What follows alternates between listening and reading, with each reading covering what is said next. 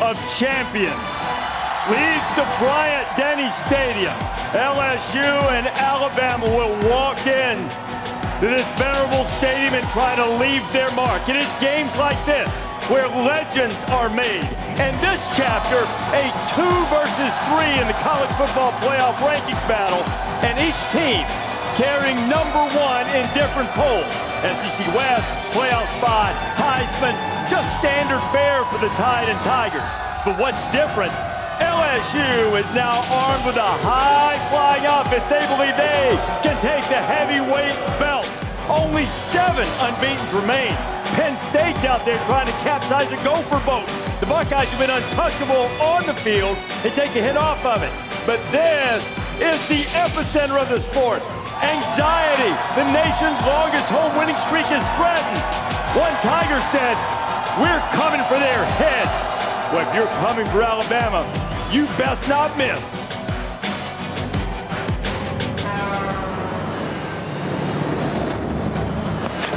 Good morning, Tuscaloosa!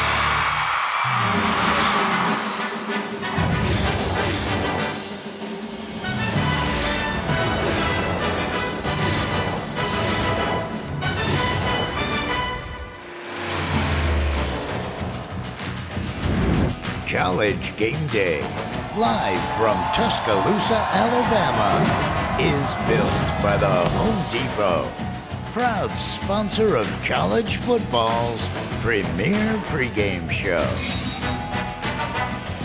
That blimp is soaring just about like the emotions in this city as we get ready for the latest chapter of the passion play. That is Alabama and LSU. This quad, the heartbeat of campus, 22 acres of iconic structures, and on football Saturdays, just a cauldron of intensity. Alabama's dressed for success or for something. All right, and we're off.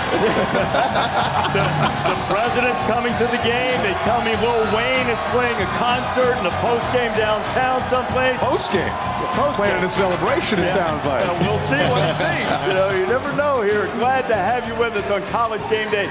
Hey, we are thrilled to be back on the quad at Alabama. Yes, sir. For College Game Day, Reese Davis, Kirk Herbstreit, Lee Corso, and Desmond Howard. You know, this is a rare day, Desmond. You know, this is the first time we've had 1 versus 1, AP in the coaches poll, the regular season in 50 years. I tell you what, guys, it feels like the season's been renewed because of the college football playoff rankings that came out Tuesday. Now, teams know exactly where they're slotted, so now they can start to navigate ways for the teams outside the Final Four to try to get into the Final Four, even the ones getting knocked out today because you got 2 versus 3. So I think teams are going to start to play today with a renewed energy. If you're an LSU fan, you're probably wondering why number 3 Alabama is a 6-point favorite over number 2 LSU. Of course. I'm going to tell you why. Alabama's won 31 straight here. 48 out of 49 games at home. Yeah. Yo, that's why. Yo, sweetheart. Roll Tide, roll Tide. Roll Tide. Yeah, roll Tide. Well, I just think this is what we've kind of been pointing towards really since August. And when LSU played Texas in the fashion in which they played against them with Joe Burrow and this new offense, I think all of us envisioned, can you imagine November 9th with Burrow and Tua? And now here we are. Best group of receivers with Alabama, arguably best group of receivers, you could argue, with LSU, and great quarterbacks. This feels different. It's not going to be 9-6. It's not going to be field position and defense. It's going to be wide open, throwing it around, let these quarterbacks go to work. Hey, we get here in November. There's a slate of great games, but clearly there are two that stand above the rest, and this one is the main game. 8 straight times Alabama's beaten LSU, Kurt. Yeah, they've been talking all week about Tua. What percentage is he? My guess is he's close to 90%, and when the adrenaline's going, he's going to be okay. He's got receivers, as we just talked about. They're going to spread it out, this LSU defense. Joe Burrow's going to look to answer. Justin Jefferson, Jamar Chase. These guys have had monster years. Alabama's going to do everything they can to try to take 1 and 2 away. You look at the storylines for this game. Alabama, the first time against LSU that they've been favored by fewer than 7 points at home. LSU hasn't had much success on offense. You see the 39-5. Last 3 games, they've scored a grand total of 10 points. Those are statistical storylines, but as Tom Rinaldi joins us now from Bryant-Denny Stadium, the number one storyline, how's Tua, how's the ankle, how will he play this afternoon, Tom? Well, Reese, it's been 20 days since Tua had that tightrope surgery on his right ankle, and since he's essentially been in a near 24-hour protocol of treatment and recovery guided and designed by the Alabama training staff. One proof, Tua even had 2 units placed in his dorm room, a Normatec and a game-ready unit, essentially allowing him even to receive treatment while he's sleeping with that ankle wrapped in a compression sleeve. Those treatments continued even at the team hotel on campus here last night. Officially a game-time decision, but every expectation is Tua will play. The question is, how effective will he be, especially, Reese, when he's hit? All right, Tom, plenty more on that game coming. Nick Saban's going to join us in just a little while. The other matchup of unbeatens is in the Big Ten, and Minnesota, number 4 Penn State going in against the Row the Boat team. Biggest game in Minnesota in more than half a century. I tell you what, RD, look at Penn State's defense. Defending the run, this group is number 2 in the nation. Teams only average about 70 yards per game on the ground, but their Achilles heel just might be the passing game. They're giving up some big plays in the passing game, and that may be a problem because Minnesota has 2 bona fide stars in Rashard Bateman and Tyler Johnson. Those receivers can flat out ball. And the storylines for this game, Penn State, they haven't always been great on the road against ranked opponents under James Franklin, just 1-6 on the road. It's the first time Minnesota hosts a top 10 team in November since 1961, stepping into the big time under P.J. Fleck. I think our players have earned the right to play in a game of this magnitude. And I think pressure's earned. Of course, there's a lot of pressure on this game, a lot riding on this game, but that's earned. If you have pressure in your life, you have pressure on your team, that means you're doing something significant. And when you have pressure on that with a big type of game, that creates something bigger than yourself. And that's what we're talking about with our fans. Sold out stadium, TCF Bank. It should be rocking in there. Everybody wearing maroon, having their gold towels. It should be a pretty elite environment.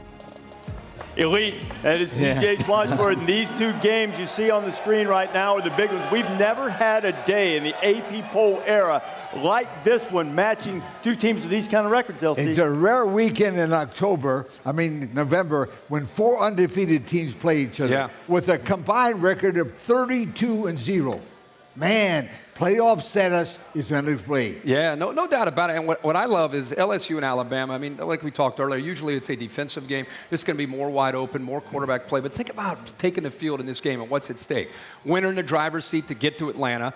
Whichever quarterback plays better probably becomes the front runner in the Heisman talk, and then also their national championship hopes still alive. I mean, 60 minutes to decide all that. And then with Minnesota and Penn State, we know Penn State's a great team. Exactly. Minnesota, a chance to prove to people that they're legitimate at home. Can they take advantage of that opportunity? Yeah, the Gophers are trying to fight for some respect. At this point, they're the Rodney Dangerfield of college football. They're undefeated, but no one respects them because of their schedule. You don't respect the teams that they've beaten so far. This is their introduction introduction to college football in 2019 when they take on Penn State. If you want respect, you got to go out there and earn respect. This is going to be a huge game for Minnesota. You know who else feels disrespected? Who's that? Oh, poor little old reigning national champion with the nation's longest winning streak. Poor old Clemson.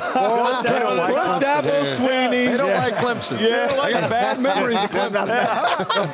Clemson was Saturday's slate. This could be a bad situation here. I'll be flying there, by the way, to call that. Well, I just thought I'd put this up. This all really you need to know.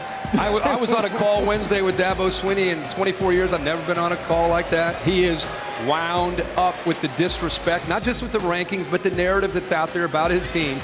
I think that they're on a mission tonight, regardless of who they're playing. You're going to see a lot of 9, a lot of 16, a lot of 3, a lot of 5, a lot of 8 tonight. How about another undefeated team, Baylor against TCU? Baylor's pass rush, these guys have been tremendous this season.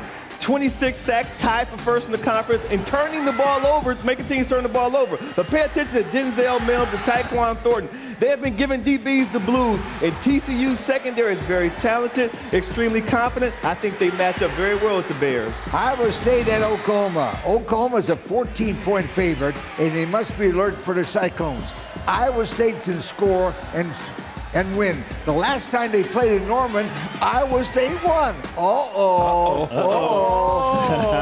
Keep an eye out in the Big Ten. Big fella. Ronnie Dane. 20 years ago, it was Ron Dane who set the FBS record for rushing. His Rose Bowl teams are going to be honored. And the running back now, Jonathan Taylor, faces that stingy defense. And Wisconsin native Nate Stanley tries to beat his home state team for the first time as a starter. Loser's going to be eliminated virtually in the Big Ten West, trying to get to that championship game. Of course, Minnesota is leading the way in that division. Some other headlines. You see the biggest story on top there with Chase Young. Get to that in a second. Florida State against Boston College. First game since firing Willie Taggart. And in the biggest little game in America, 2 top 15 teams in Division III, Amherst and Williams square off there in a highly meaningful rivalry game. Now, Chase Young, the Ohio State defensive end who leads the nation in sacks, will not play against Maryland today because of an NCAA eligibility issue. You see the statement he put out via Twitter saying that he took a loan from a person he calls in this tweet a family friend. He says it has been repaid. Now, this type of violation, and Kirk has confirmed some reports in The Athletic about the various things that the loan was used for, including travel for his girlfriend to go to the Rose Bowl. But typically, this is a pretty significant type of violation in the NCAA's eyes. Depending on how much money you take, you get slotted with how many games that you're going to be suspended. In this case, the amount of money is over a certain percentage, which means he's going to be suspended for 4 games. It's not just today. What needs to be remembered now is Ohio State this week will collect their intel. They'll look at all the information. They will appeal. Ohio State feels they're going to hear by next week the answer to that appeal. And because he's in good standing, he made a mistake here, but he's a good student, goes to class, doesn't have any issues off the field. And because of that, the NCAA takes that into consideration. More than likely, this will come down and be reduced to 2 games, maybe 3 games, but it will not stand more than likely at 4. Yeah, really sorry to see this happen to Chase Young, having such a strong year. He's about to be a Heisman candidate, and then to make this type of mistake, and it wasn't even this year, it was like a year ago. It's tough, but I just need to know what was the amount of money that he borrowed from this family friend. But besides that, moving on to the game, I think when you look at Ohio State's defense, Chase Young is a guy you have to game plan for. They're going to miss him because he has a very rare and unique talent. But they have a great defensive line coach in Larry Johnson. He's one of the best in all of college football. They're going to be okay defensively without him until they get to the Penn State game. So hopefully he may be reinstated for the Penn State game. It's next man up. Next man up. Zach Harrison, the 5-star recruit, is going to take his place. And they'll need him on 3rd and long. That's when they'll miss Young.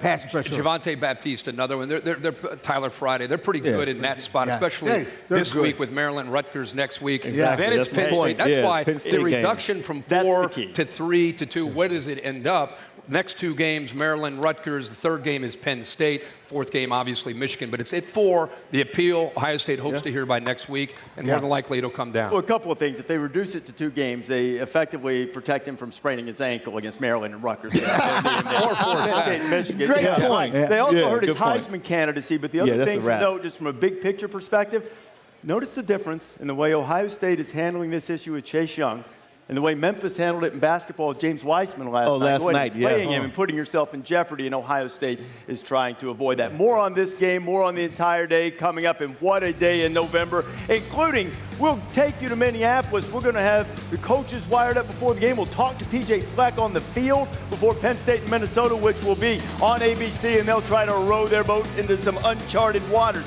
this time around. And in the swamp, they might be a little bit down after that loss to Georgia. Will it matter against Vanderbilt as they come in? Gators still a little bit dinged up. The red bandana game at Boston College. Boston College welcoming in Florida State.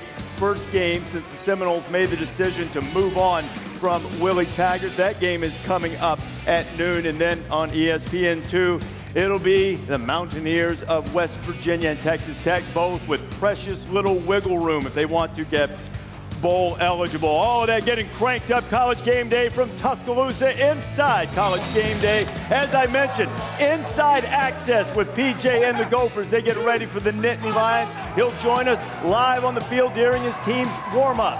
And this afternoon's game might be the latest edition of the so-called game of the century, but I don't know if it's going to go the biggest one in the history of the sport. Gene Wojciechowski's going to look back at some of the most memorable moments in huge game history. The most amazing, sensational, dramatic, heart-rending, thrilling finish in the history of college football. Well, you know what? Maybe we'll have one of those coming up. Nick Saban is going to join us live on the set. Latest on Tua and what he expects as he deals with an LSU offense unlike any that he has seen during his tenure. Big Mike. Big Allen there. College Game Day for what? He's on the 22 acres of revelry right in the middle of heartbeat of the Alabama campus.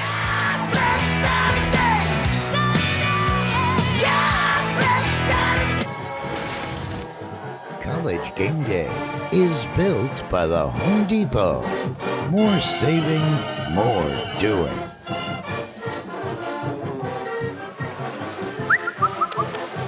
Fight song playing here on the quad. Herbie whistling along here. Bear probably over there doing the little grunt thing with the fight songs that he can do. Oh, he's whistling. Huh? He's whistling. You can name that tune into us. There he is. Give him a little whistle, Bear.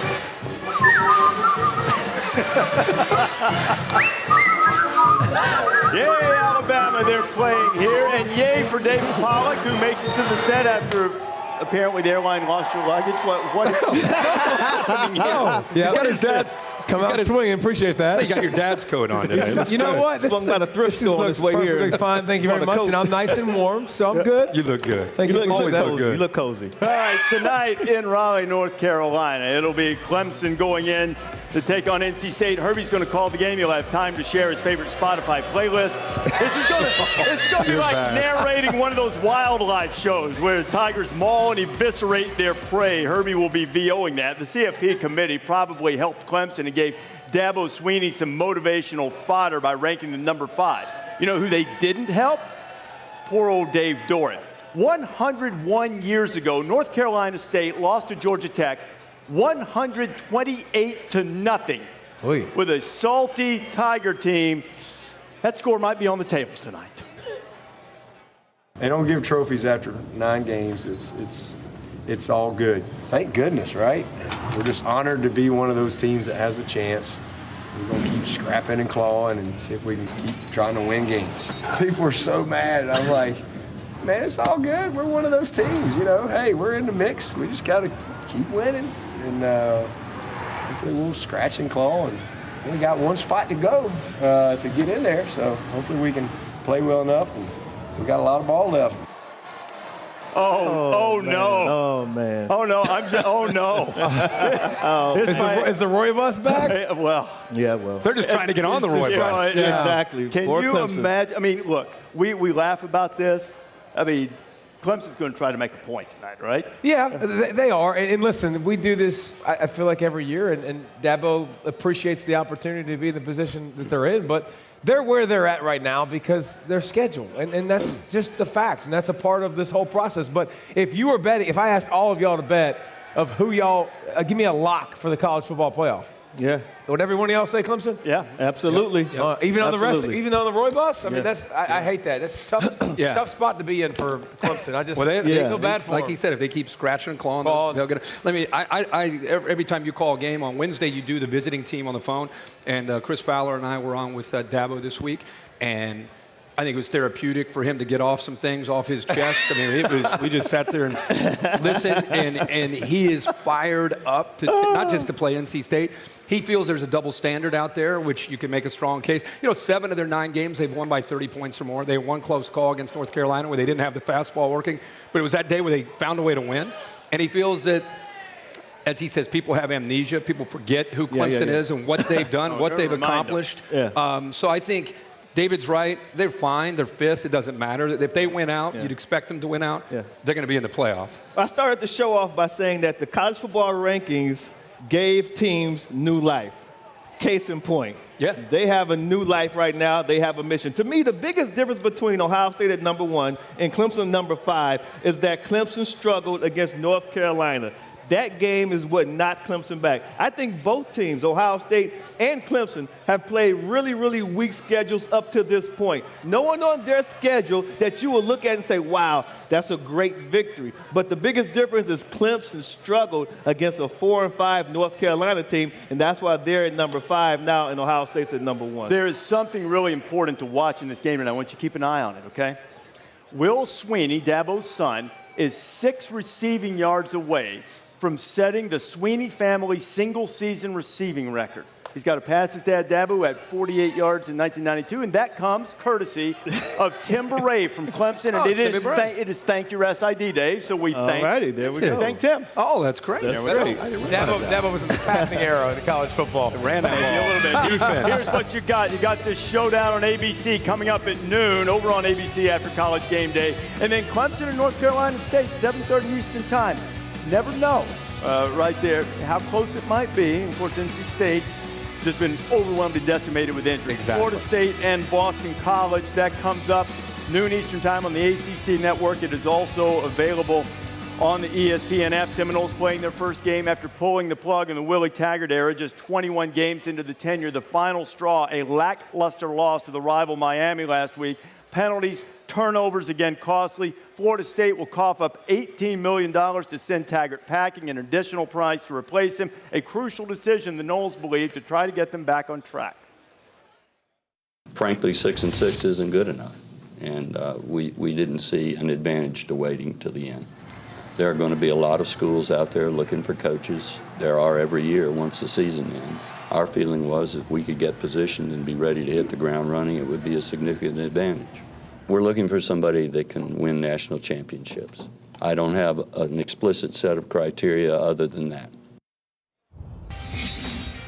Under Willie Taggart, you see the win-loss record, the turnover margin, the sacks allowed, the penalties. I don't know if it's as much the record as the way they perceived it was played. Now, I think he inherited a tougher situation than people realize, but 21 games is all he got to prove he could do it there. I thought he was fired prematurely. When you look at the schedule and you look at what they accomplished, he had an uphill struggle. I mean, he had to really come in and change a very toxic culture. I think when you look at Willie Taggart, the writing was on the wall once the man who hired him left, Stan Wilcox. Once Stan left FSU, then Willie's out there all by himself, and now you have a new AD, David Colborn, who said, now don't forget, after Syracuse game, they made significant progress. And he thought that Willie would be able to recruit himself out of this situation, but then 8 days later, he fires Willie. So I don't think he gave him the full amount of opportunities to try to prove himself. He should at least let him finish out this season, David. Yeah, and I don't think it was the easy. It's tough to fire a coach after 2 years and defend it at all, but you have to know your program's going absolutely nowhere, and you don't believe in the future. And here's the bottom line. 8-12 at Florida State, you're more talented than every single team you play up at this point, except for Clemson in your league.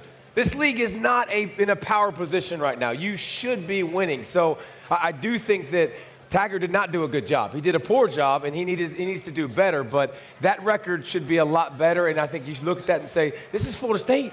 2014, this team won a national championship, not like 20 years ago. This is still a brand in Florida State and still a top job. Yeah, for sure. You know, last Saturday before he was fired, I was on social media with Chris Fowler, and I said some things about Florida State, and I think people misconstrued. I wasn't attacking Florida State. I wasn't attacking Willie Taggart. Willie Taggart's a friend of mine. I have nothing but a lot of confidence in who he is as a person, first-class gentleman. So I wish him all the best. I wasn't saying they should fire him. I'm a fan of Florida State. If you grew up in our era, you love Florida State. You love the way they used to play back in the 80s and the 90s. We miss Florida State. If anything, I was just disgruntled and frustrated with, as David said, there's talent on that team. There's no discipline on that team. They need a coach that will bring discipline into that team, and now it becomes who is the right guy. See, I think Mark Stoops is an interesting name because of now he has head coaching experience. Last year, SEC Coach of the Year. He was at Florida State as a defensive coordinator, helped build that defense up, and they went on to win a national championship. And Florida State's tricky. It's trickier than many, many jobs out there. Yeah. Jimbo Fisher's winning national championships, still frustrated internally with the athletic department and the way they operate. So you need a guy that understands Florida State, has been there, can recruit in that state as well. Coaches are going to be a little hesitant or at least proceed with caution with this job. Not that you don't want to have access to talent. They want to know who's in charge. Yeah. Who's running the show there? I mean, the athletic director doesn't have a lot of experience. Who is it? The administration? Who is it? Yeah. A similar situation, at least in terms of coaching, exists at USC. Now, they're still with Clay Helton right now, but SC has a new president. They've got a new athletic director. They just hired Mike Bohn from Cincinnati. And Clay Helton's record has diminished a little bit, and coming off that loss against Oregon by 30-plus points.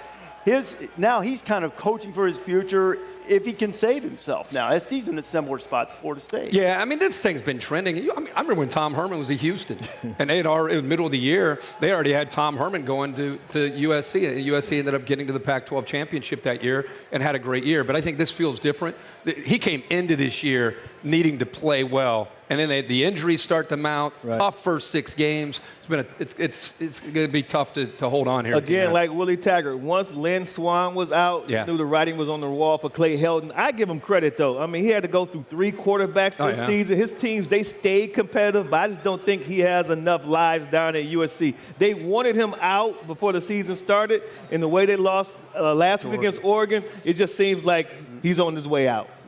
And make no mistake, I think the name that we are going to hear right away is going to be Urban Meyer. And if you hire Urban Meyer, and if that's the name that they want to bring in, make no mistake, you will win 100%. He's won everywhere he's gone. But at what cost? Because the last 2 jobs he left, make no mistake, there was a cost, okay? So I think Urban Meyer is the name that's going to be thrown around right away and will be one to be explored at USC. There are a lot of reports surrounding that was potentially a sticking point early as to whether you'd be allowed to pursue that. All of that coming, and Clay Helton still has his job, and we certainly, we all think a lot of him and hope he can continue to grow and maybe continue as the head coach at SC. Great scene here on the quad, tailgating all over the place. Night on Sports Center, around 1:15. LSU Alabama post-game reaction from Penn State, Minnesota, and Harden and Westbrook. And what is the ceiling with those two now playing together? It's on ESPN and the ESPN app. As we check in Section 0, sharing a Coke with the Alabama fans. College Game Day back here for the first time since 2016. Look at Josh Jacobs, the Oakland Raiders. Oh, man. Big Josh. Love the way he plays the game. Oh no, it's not. It's not him in the Christmas sweater? No. I like Josh there in the really nice short game-winning touchdown. The other night in the NFL game as we welcome in Maria Taylor. Thanks, Reese. It's good to be here. Yeah, Josh Jacobs. That might be the offensive rookie of the year in the NFL. Kind of a big deal, and we're going to talk to him a little bit later on College Game Day. And how about all of the NFL talent that we're going to see in this matchup between Alabama and LSU? We're going to have the guys break down some of the ones we might see on Sunday, and here's some shout-outs. Burrow's going to get the job done in Tuscaloosa. I think it's going to be a tight game, but Bama roll tide. They just have a system. They've been rolling, but I think this is the year. My prediction is a Bama beat down. Those are the guys that are doing their jobs very well and getting paid for it. We'll walk you through the guys who only had one job and couldn't get it under control. That's coming up a little bit later with me and David on College Game Day.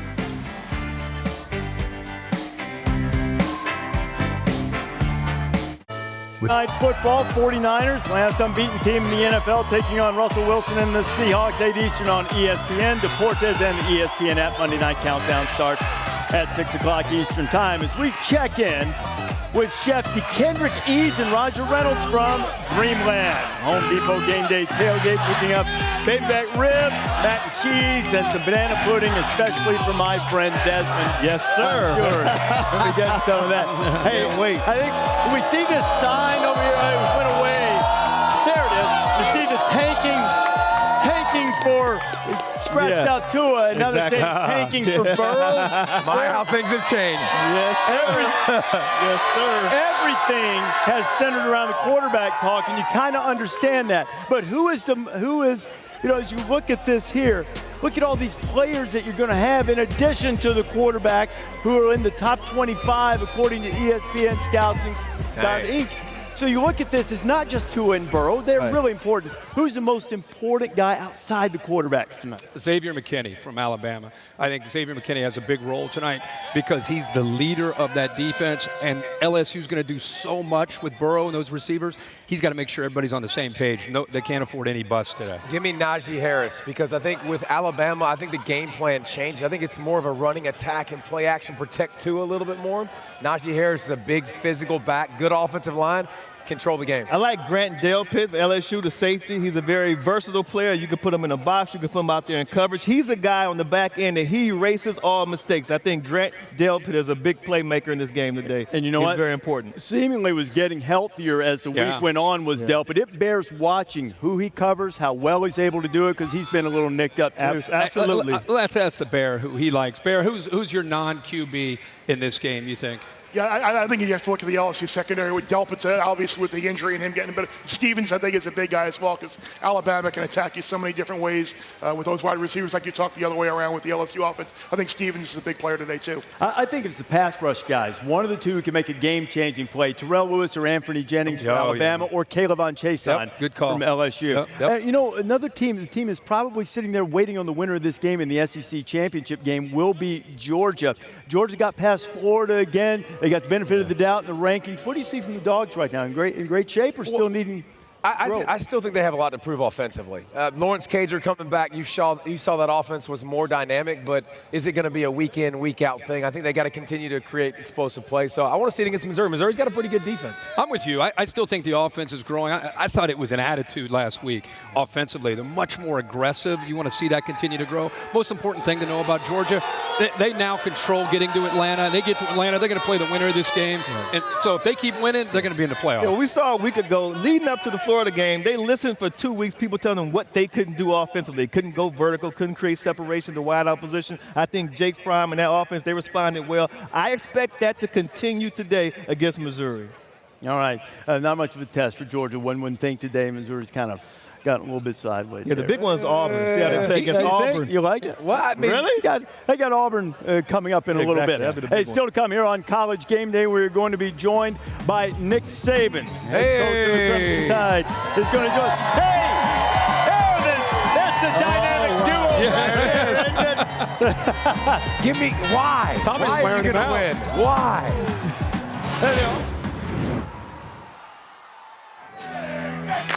So how are we doing today, 13? We're doing good. Oh, me, Coach. So, you know, one of the prerequisites of you being able to play in this game is you got to be able to outrun my ass.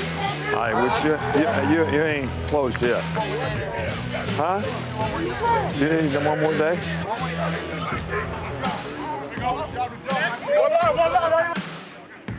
I can tell you want a little bit of this. You want a little bit of this. But I'm so explosive, man. I would beat you out the gate.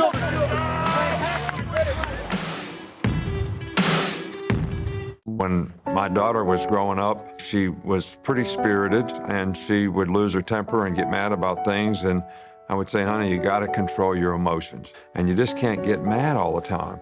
And she'd say, Dad, I just saw you break a headset on the sidelines.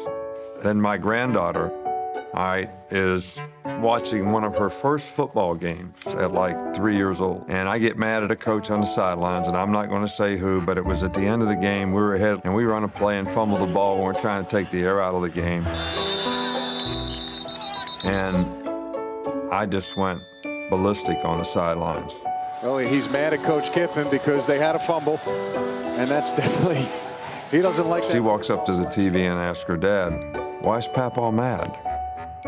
So I've learned to show much more self-control my own self. That's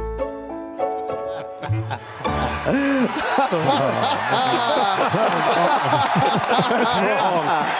And with that, as Nick Saban joins us, a guarantee that he will be nothing but cool and calm during the game. And Marcus Spears, who helped Nick win his first national championship at LSU. Marcus, did you ever anticipated him being cool and calm, never raised? Nah, Reese, I've been on the other end of some of those before. I know what that feel like. Hey, Nick, thanks a lot for joining us. Obviously, a big storyline going into this game against LSU is Tua's health. What have you seen from him this week that gives you confidence he can play effectively and protect himself? Well, he's practiced really well all week long, and in short area, he's been really, really good. He feels good about it. I think he's confident. If he feels good in pregame and we don't have a setback, I think he'll be able to play. Coach, as you watch this team, this LSU team, and prepare for them, just talk about some of the challenges that defensively you guys are facing in this game against Burrow and this new scheme that they're using. Right. Well, I think the system is really much more difficult to defend because they're going to spread you out. They want to see what you're in. Joe does a good job of reading it. Sometimes they give him a little direction from the sidelines too. Yeah. And he knows exactly where he's going to go with the ball, and he throws it very quickly. And they've got really good skill guys. They got a great runner. He can extend plays for them and makes a lot of plays extending plays, so it's really important to push the pocket on them and not let them scramble. So there's a lot of things that you have to do team defense-wise, whether it's disguise, do a good job of covering their good skill guys, push the pocket on the quarterback, still be able to stop the run. I mean, it's a real challenging offense. You hate noise that comes outside of the building. How has it been managing that this week? Because these players feel it and everybody else does. How has that been and that message to you guys? Well, I think the big thing in games like this is I try to get the players not to focus on the implications of the game, because I think that's where all the noise comes from. You know, what's going to happen if you win, what's going to happen if you don't, all those type of stuff, and really stay focused on the specific things that you need to do to prepare for the game so you can go out and do your job well. And that's what's going to help you have success, and I think that's the most important thing from a player's perspective internally. And the more you listen to the external noise, the harder that is to do. Yeah. Coach, it seemed like earlier in the season your passing game was just prolific. You got wideouts out there playing rock, paper, scissors to see who gets to run which route. But now the running game is really starting to come on. Explain Najee Harris and what's been happening with him in the running game that's been so prolific lately. Well, I think that Najee has got a lot more comfortable and confident running the runs the way you need to run them relative to the blocking scheme that we have up front, and I think that has helped us. I also think that, you know, when we got Deontay Brown back and put Landon at center, that made us stronger inside in terms of power, so we were able to move people a little better. So I think the combination of those things have created better balance for us. And also, when you're able to throw the ball the way we did early, you know, people play a little different, so you can run a little better. Okay. When you talk to the team going out there today, what is your most important, your final message before they step out there? Well, I think the number one thing is every player's got to challenge themselves to keep their energy level up. In games like this, you know, the other team's going to make plays, you're going to make plays, you got to be able to focus on the next play. And then you got to trust in your technique and what you were coached to do. And if some things start to go wrong, don't go rogue and just start thinking that I'm going to go play this gap instead of that gap, or not look at the right thing, or whatever it is. And challenge yourself to be able to persevere the game for 60 minutes. And I think those are the most important things from a mental standpoint for every player in games like this. Awesome. And Nick, thank you so much for joining us. Always a pleasure to have you join us here, and look forward to the game this afternoon. Wish you the best. Thanks, Coach. Good luck, but not too much. I know your program. Spears is headed over to SEC Nation on the SEC Network. He is part of that, and Marcus is going to have to hustle to get there by the time they start in just a few minutes. Hey, the third season Details, groundbreaking sports analysis program brought to you by five-time NBA champ Kobe Bryant. Nick Saban has a college football edition. We should have got Nick to do a little tape there right there, show us how it works on Detail. It turns out, Maria, I guess that Nick has more than one job. Yeah, he's got a couple jobs. I saw that Detail. It's really good. David's job, hold the selfie cam. You're back, so I just hold this. I'm back. It's time for You Had One Job, presented by Geico. All right, David, I want to start with Georgia's Isaiah Wilson, because you've seen this, right? flop of the century. Whoa, he hit me. Golly, that hurt. It hurt so bad. I think he just lost his balance. No, I don't think that's what happened. A couple of basketball plays for you. I missed it. Van, Abilene Christian, how do you throw it that far? He wanted to hit the guy in the stands. That guy did something to his family or something. His girlfriend, that's what happened. Yes. Eric Bledsoe, the Bucks. What are you doing? Dribble it in bounds. I got it. I got it, ref. You know, we can walk in the NBA. It's allowed anyway, so I'm just going to take it in myself. North Texas, they beat UTEP. Look at this, Mason Fine showing up in the By the way, Mason Fine's a baller, but what is that? What are we doing here? I don't know. I would do something like that. I love it. You know what? He's on TV. He didn't want to answer any questions. He did his job. Okay, Bella. Shout out to Bella. She went to Centennial High School. I'm an alum of there, and she looks like Trevor Lawrence. So look at that. Don't you look just like him? I don't know how to do that. I don't know how to respond to that. I mean, that doesn't seem very nice. Is that an insult? No, it's not an insult. That's so how she's you doing a job? become Insta-famous. You did your job, Bella. Great job. When Bella got her groove back. Sure, whatever. Oh, Bella, that was good. That was good, All right, guys, thank you. And, of course, got an ACC game coming up, Louisville and Miami. Miami coming off that win against FSU, Des. Yeah, man, Miami's been going back and forth with quarterbacks, but it seems like they settled on Jaron Williams. He was their guy against FSU, played extremely well. And talk about playing well, their defense kind of balled out, too. They've been solid for most of the season, but they're going to face a huge test today against a Cardinal offense that's averaging 444 yards and 32 points a game. How about Georgia Tech and Virginia? Georgia Tech pass defense been solid all year. Be challenged today. Bryce Perkins, he can throw it. He can run it. He can do a lot of different things. Georgia Tech has got to be aware of him. The UVA defense versus the run has been outstanding. Very, very physical. And Jordan Mack providing some sacks as well. He'll also be in that backfield. How about Notre Dame and Duke? Ian Book, couple of big plays last week late in that game. Got his confidence going. A little high step here into the end zone. Duke, turnovers have cost him. They've got to do a good job of protecting the football. Notre Dame last week, I thought, played with a lot of spirit. Came up with some turnovers right there, big by Kyle Hamilton, the freshman. Hey, remember that 2014 Wake Virginia Tech thing? Celebrate 0-0. Went into overtime. Hey, Bud Foster's he liked the 0-0. He's being honored today. He's going to have to be without Jermaine Waller in the first half for targeting. That might be a problem against Jamie Newman and Sage Surratt. That combo. Surratt is the nation's fourth leading receiver as Wake Forest has Clemson coming up, and they got to find a way to get past Lane Stadium first. Number 19, Wake, has got Clemson next week. This is a perfect time for an upset in Blacksburg. Virginia Tech upsets Wake. Wow. Bear, are you on board with that? Can the Hokies bounce back off really giving that game away in South Bend last week? That would be troubling for me in that game. I don't know. I'm going against the legend here, LC. If I had to play that game, I'd take Virginia Tech. I'm with you. Yeah, that's not on the board. But okay, what about Georgia Tech and Virginia? I like Georgia Tech today. I think it's too many here. Their defense has played pretty well the last couple of weeks against Miami and Pitt. Virginia last week was nearly perfect offensively. Season high in yards, didn't turn the ball over. The only two other games that they failed to turn the ball over, so 2 weeks after that, 4 turnovers, 5 turnovers. I don't think they're going to play another perfect game. They'll win, but I think 16 is too many today. Okay, so they win the game, but a little closer. Yeah. All right.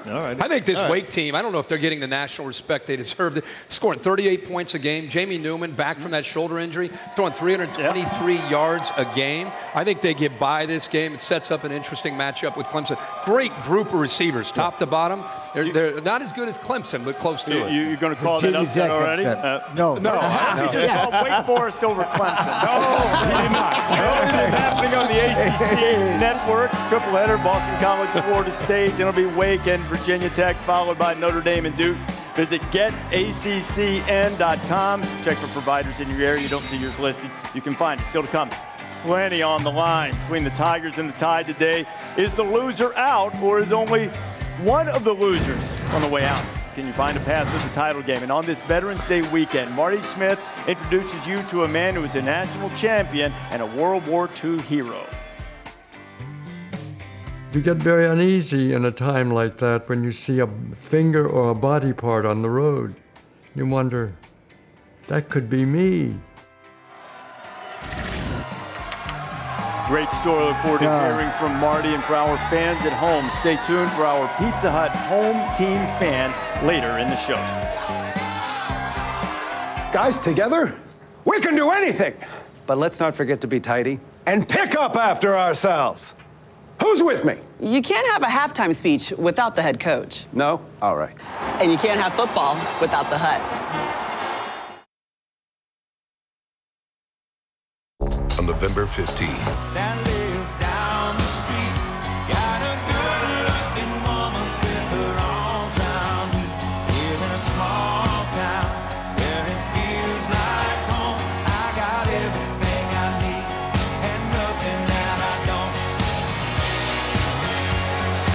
Continues to build on the quad at Alabama. Oftentimes, this crowd has been one to sit back and say, entertain me, cover the spread. Not today. They feel threatened by LSU.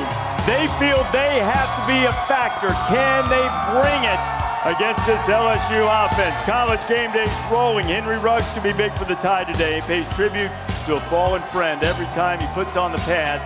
Tom Rinaldi has that story. Plus, it's not the first game of the century between these two.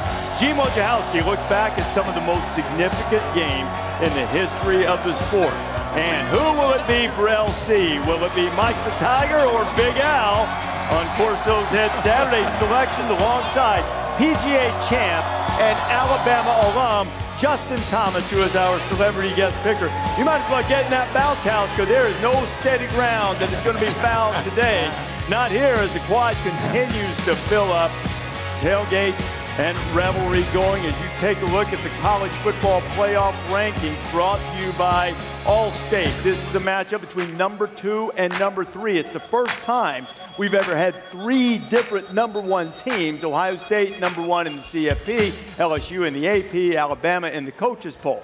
Now, if you start to look at schedules in the college football playoff, you start to wonder whether this is an elimination game for LSU or Alabama. Loser not likely to go to the SEC title game. LC, it feels like an elimination game to me, for Alabama at least. Not for me. If Alabama loses a close game, especially with Tua hurt, remember this.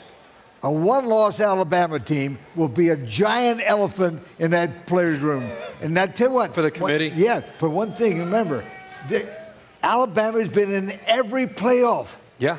They've been in it. The only team in America to say that. And if they lose, that will not be the case, in my opinion. I don't think, it just doesn't feel like that. In the past, Alabama would lose a game. You'd still make an argument, hey, they're one of the best 4 teams. You got to put them in. I think Alabama knows they're taking the field today to continue to keep their hope alive, winning an SEC championship, and ultimately getting into the playoff. If they lose today, I think they are out. They can't afford to lose. Yeah, okay. I would like to think that, especially at home, Tua, if he's hurt or not, it doesn't make a difference to me. You have to win the game. But it depends on what other one-loss teams are out there when it's all said and done. It's like splitting hairs. So I can't say that if Alabama loses today, they're completely out of it. It depends on the other one-loss teams involved, too. When the committee uses eye tests to justify your ranking, it's a red flag. It's something to consider. But here's the thing.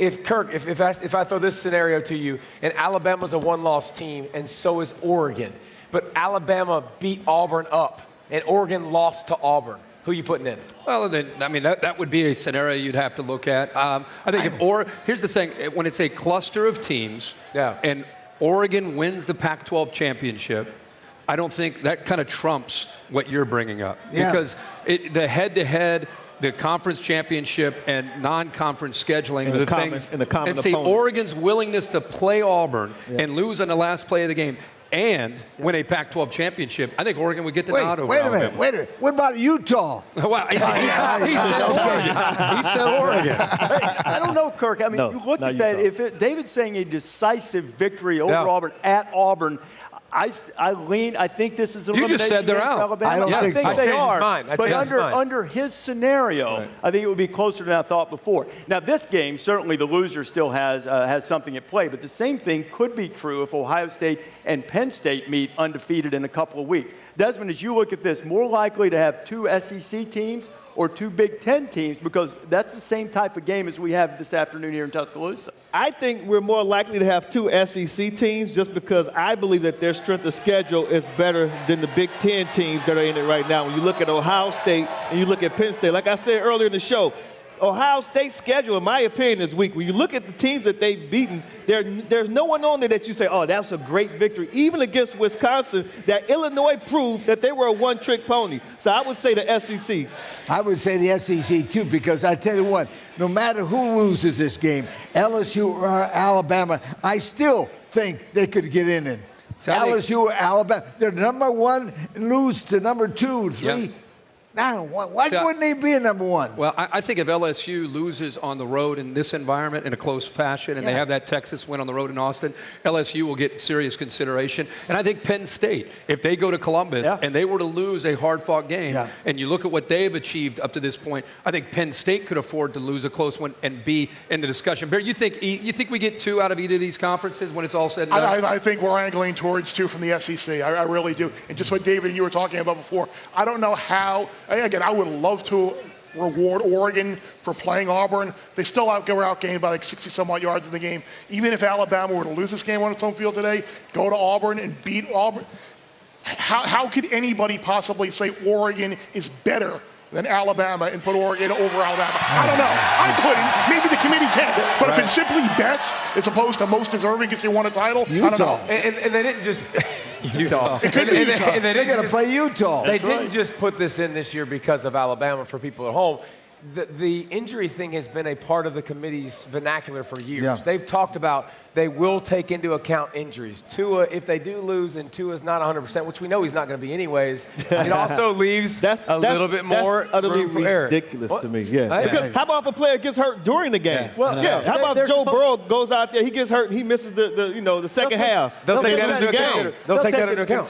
But to me, it's just part of the game. But the subjective measure of this, I think, entails looking at how the game's played. I know what you're saying about Tua's injury, but if Alabama loses and he throws for 400 yards, then I don't think they're going to say, well, Tua was hurt. That's all right. And remember one thing, we haven't talked about Oklahoma yet. Yeah. Oklahoma's got 1 loss, and they won't make it in because nobody respects Big 12. Well, they're going to need some help sitting down at 9. That was surprising to me. Was how far down they were with 1 Yeah. They'll need some help. This whole thing about Alabama, if it's about just the best team, it doesn't even matter. With Alabama, it doesn't even matter what the results are. They're one of the best 4 teams every year. Yeah, true. The way they recruit, if you're just talking about the roster, Yeah. they could lose every game and still put them in the top 4. right. They're one of the best teams. By that logic. I think their quarterback is the best quarterback in the country, and their receivers are the best receivers in the country. We don't know about their defense. But the rest of it, I don't know that the subjective measure of football judgment, if it carries the day the way it has. No, we'll find out a lot more about Alabama after today. Yeah, we'll know about them, and we'll also know where everybody stands. College football playoff top 25. We unveil those rankings every Tuesday night. Ohio State leading the way, and we presume that they will be next week as well, but how will it sort out behind the Buckeyes? Wheels Up always takes care of our celebrity guest pickers. Justin Thomas, the Alabama alum, PGA champion, will join us in a little while to make his picks. And Maria Taylor now joins us out in the revelry as we look at the Pizza Hut fan cam on a scene that keeps growing and growing here. That's right, Reese, and I've got the Pizza Hut home team fan, and there's no guy that these fans know better than Josh Jacobs. And so I know you used to terrorize SEC defenses, but now you're terrorizing the NFL as well. You had the go-ahead touchdown last week for the Raiders. I mean, walk me back through what it's like to make plays like that on the professional scale now. I mean, it doesn't really feel that much different. It just comes down to execution and just playing in the way I've always played all my life. So, I mean, it's been fun. So you hear what he said. He said it's easy. So let's talk about what made it easy. Training at Alabama, how did they help you in that transition to the NFL? I mean, they helped me on, I feel like from every platform, on the field and off the field. I mean, they taught me how to speak and communicate when I first came in. They taught me about finances and all of that. And then also they taught me about how to be a man. And I mean, that's the most valuable lessons I could have learned from them. Yeah, and they taught you how to win big. So let's talk about this LSU-Bama game. I know you're still talking to the guys. You talk to Najee. You talk to players. So what's your take on LSU and Alabama? I think it's going to be a good one. I think it's going to be a nail-biter, but of course I'm going with Bama, always. Okay. Always. Why wouldn't you? I mean, you've won the last 8, and you don't know how to lose to LSU. So it makes sense to me, Josh. It makes sense. Yeah, I mean, I never lost to him, so, Reese. All right, Maria, thank you very much. Josh, appreciate you joining us. Josh had a great game for the Raiders the other night in that victory, scoring the game-winning touchdown. And what a scene we have here in Tuscaloosa. Looking at the old Black Warrior River there, still having the football field. You see what what Henry Ruggs has as Tom Rinaldi gives us a story. Was it a good thing for me that I wasn't there, or was it just meant to be that way? I lost myself. I felt like I was supposed to be there.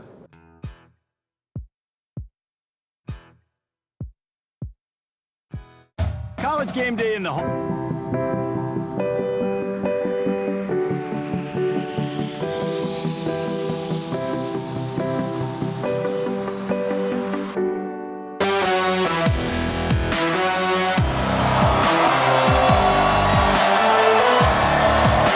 selfie cam at work.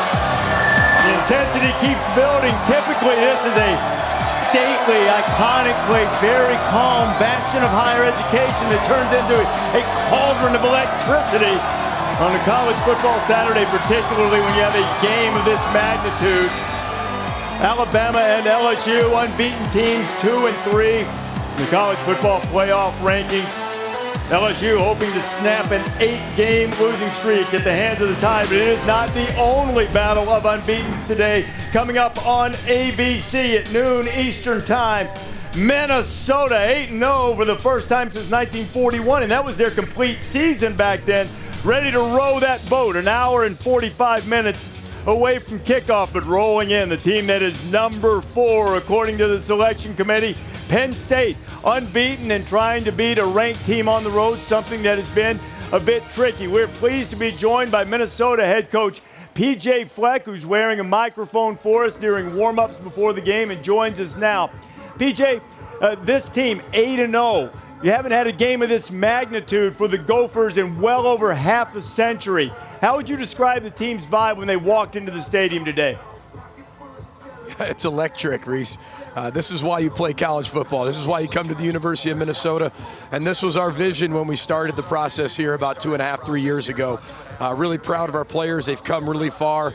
Even though the majority of this football team, 80% is freshmen to sophomores, we've got very strong senior leadership of guys who were able to stick around through 3 coaching changes and really just keep their oar in the water and keep rowing the boat. It's going to be an electric environment here at TCF Bank Stadium today. On the field, once the game starts, PJ, what's the most important matchup, the one you must win to beat the Nittany Lions? There's hard to pick one. We've listened to you guys all week too. It's hard to pick one. I think it's up front. I think between the offensive lines and defensive lines. Their defensive line might be the best I've seen since I've been a head football coach, because all 7, 8 that they rotate can all rush the passer and they can all stop the run. And when you have a combination of that, that's very, very deadly. They're very talented. We got to find a way to be able to run the football. We got to find a way to do our RPOs and play action pass game and be able to get the ball out of our hands with Tanner Morgan at quarterback. Okay, you have been able to instill a culture and a language for your team.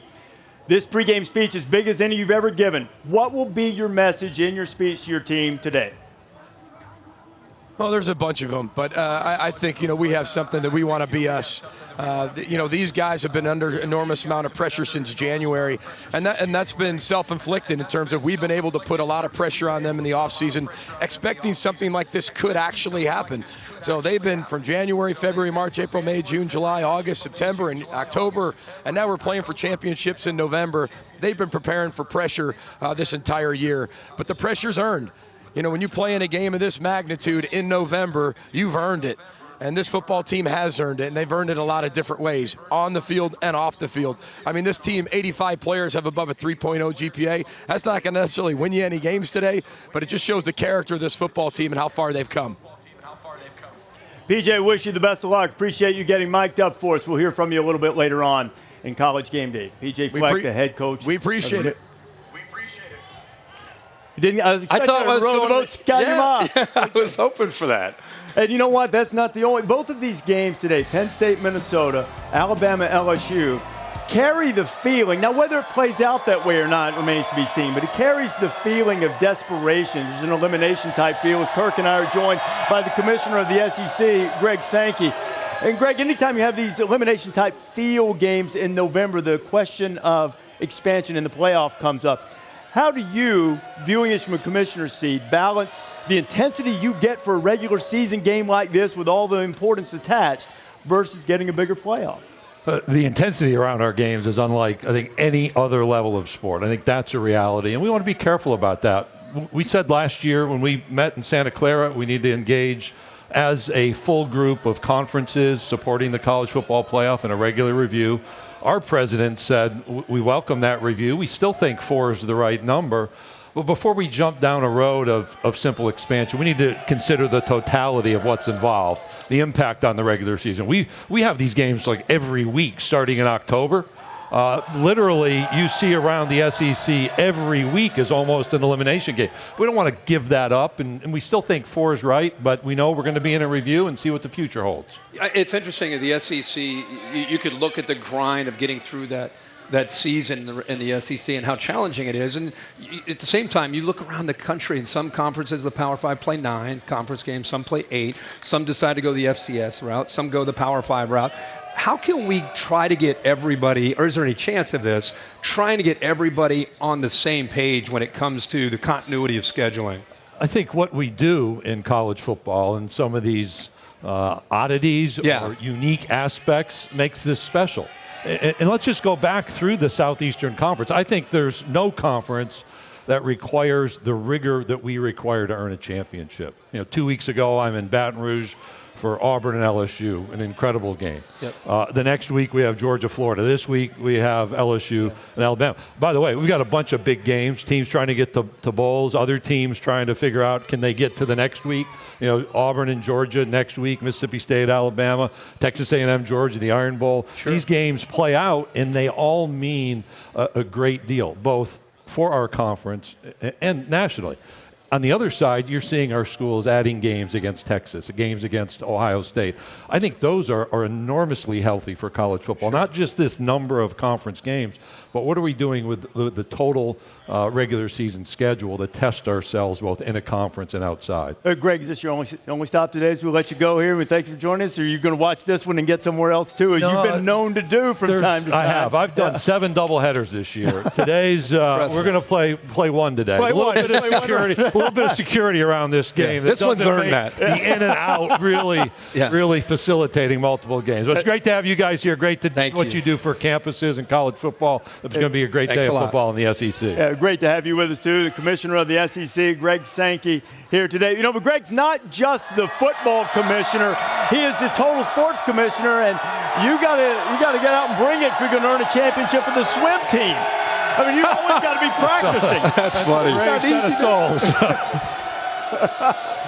You know what? You practice right there without the water because it just means more here. That's right. Greg, thanks a lot. It's not the only SEC game. He'll be keeping an eye on Vanderbilt and Florida. Coach Zero Sugar counting us down to kickoff, just about 98 minutes or so away from kickoff there. That'll follow us on ESPN here on College Game Day as David and Desmond rejoin us now. What about this one? All right, Florida's got to bounce back. Hey, Florida's got to bounce back from last week. Put the Georgia game behind you. Need some energy, need some juice. Last year, oh yeah. Remember before the game, this one got a little bit heated. You need some of that fight. Florida's dealing with some injuries.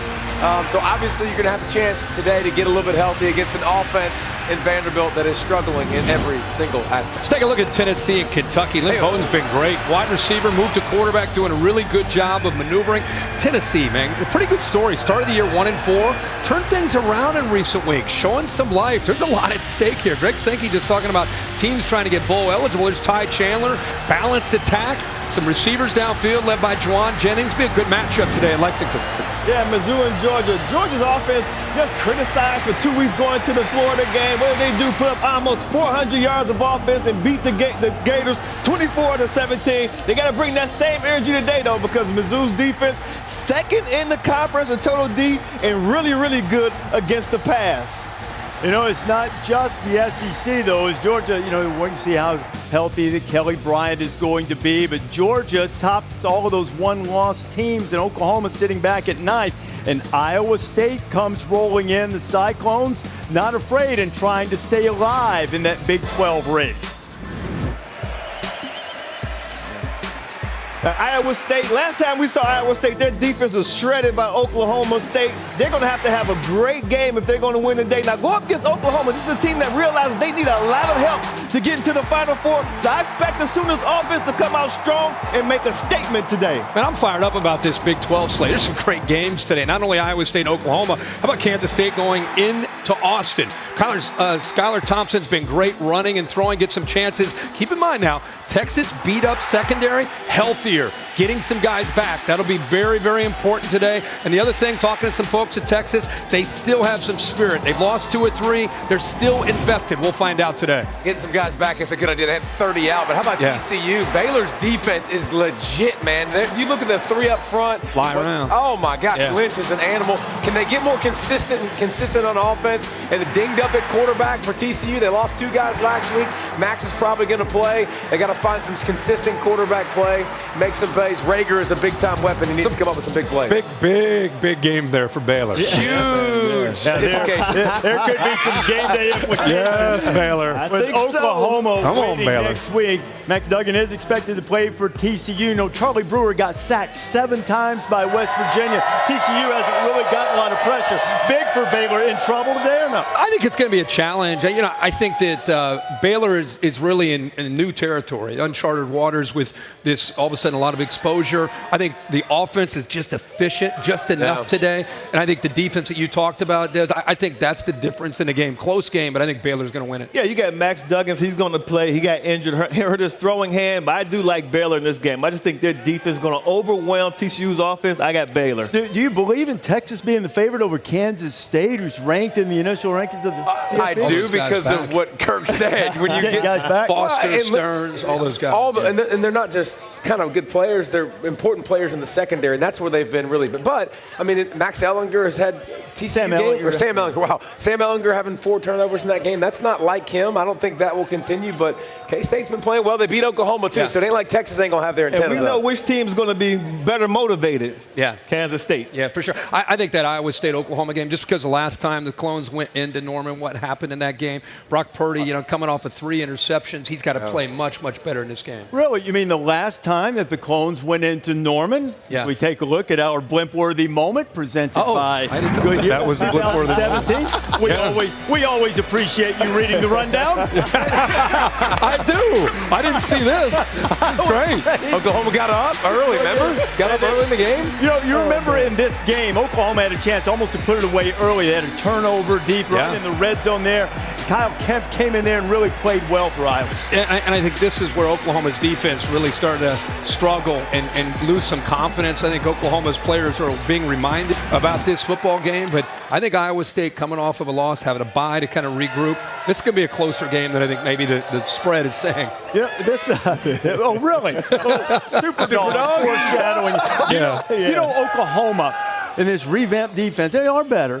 4 straight games, no turnovers. Their program record last year only forcing 11. They're on pace to have fewer than that this year. Guess the defense is playing much better now, huh? I think the offense is going to come out and make a statement, though. Jalen Hurts, when they played Kansas State, didn't play the way that they normally play. He had a good game, but not a great game. They know they need help to get into that Final Four. Iowa State's number 1 in the Big 12 against the run, so he's going to have to be throwing the ball today. But his ability to run is what jacks everybody up. Yeah. He's leading the team in rushing and throwing, and he's going to continue to do that because it's so hard with all that speed to spread them out and space, and then have to run the football. So Jalen Hurts' wheels will be the difference because that's between carrying them. It's not the running back spot. It's I think him. CeeDee Lamb's the difference. And I'll give you one other little note here. Iowa State, their defense has been terrible with quarterback runs on third down. Third down quarterback runs convert 82% of the time. And now here comes Jalen Hurts. That is right in Jalen Hurts' wheelhouse. As these people know with Jalen Hurts, the former Alabama quarterback. Great morning here in Tuscaloosa as the chills start to get knocked off in the air on this fall morning in November. And there has been many heroes in college football, but some stand apart from the football field. We won the championship, and then we all went into the military right after that. And we've had some great showdowns. This game, will it live up to his game of the century mantra? Gene Wojciechowski breaks down the best ones. He's going for the corner. He's got it. Vince Young scores. It's game day built by the Home Depot, is brought to you by Pizza Hut, official pizza of college football. No one out-pizzas the Hut. One of the broadcasters on WCFM, the student station, came into my office and asked me, hey, what do you think? And I said, well, it's Williams-Amherst, so, Williams is going to win by a field goal. And he looked at me like, what, are you crazy? I mean, they're heavily favored. We don't even have a field goal kicker. Haven't kicked a field goal in 17 games. He said, well, if that happens, I'm going to jump nude out of the press box. On the day of the game, the radio box showed up just before halftime. That helped lead to one of the greatest calls of the greatest game I've seen, when a first-year, first-day kicker who had never kicked a point in his life delivered a 27-yard field goal with 7 seconds left to lift Williams to a 48-46 win. If you're a religious person, start praying. Let's go. Please make this. Fall down. Kick up. It's good. They win. Williams wins. Williams wins on a field goal. Well, they play again today. Will there be nudity at the Williams-Amherst game? Wednesday was the official 150th anniversary of the first Princeton-Rutgers game. By SP Plus, Bill Connolly tells me today if Princeton-Rutgers played again, Rutgers would just be like a 1.5-point favorite. Holy mackerel. So if you laid the 1.5 back then, you would win 6-4. How about this tribute to the 150th anniversary from the Ohio U Band as they made the Good logo? band. Good band. 150. Great band. I was there. They did a great job. I saw you, Des, breaking that down. And then this week, the Empire State Building was lit up orange for Princeton and red for Rutgers in honor of the first game. And Princeton, undefeated in Ivy League play, will take on Dartmouth, also unbeaten. Winner likely going to win the Ivy League. That's 3:30 Eastern time on the U and the app, and we will pick that game a little bit later on. Yankee Stadium is where they're going to play, an old Yankee Stadium with the site of maybe the original game of the century, Army and Notre Dame back in 1946, as Gene Wojciechowski joins us now. Game here today, Gino, and many others through the years carry that game of the century feel.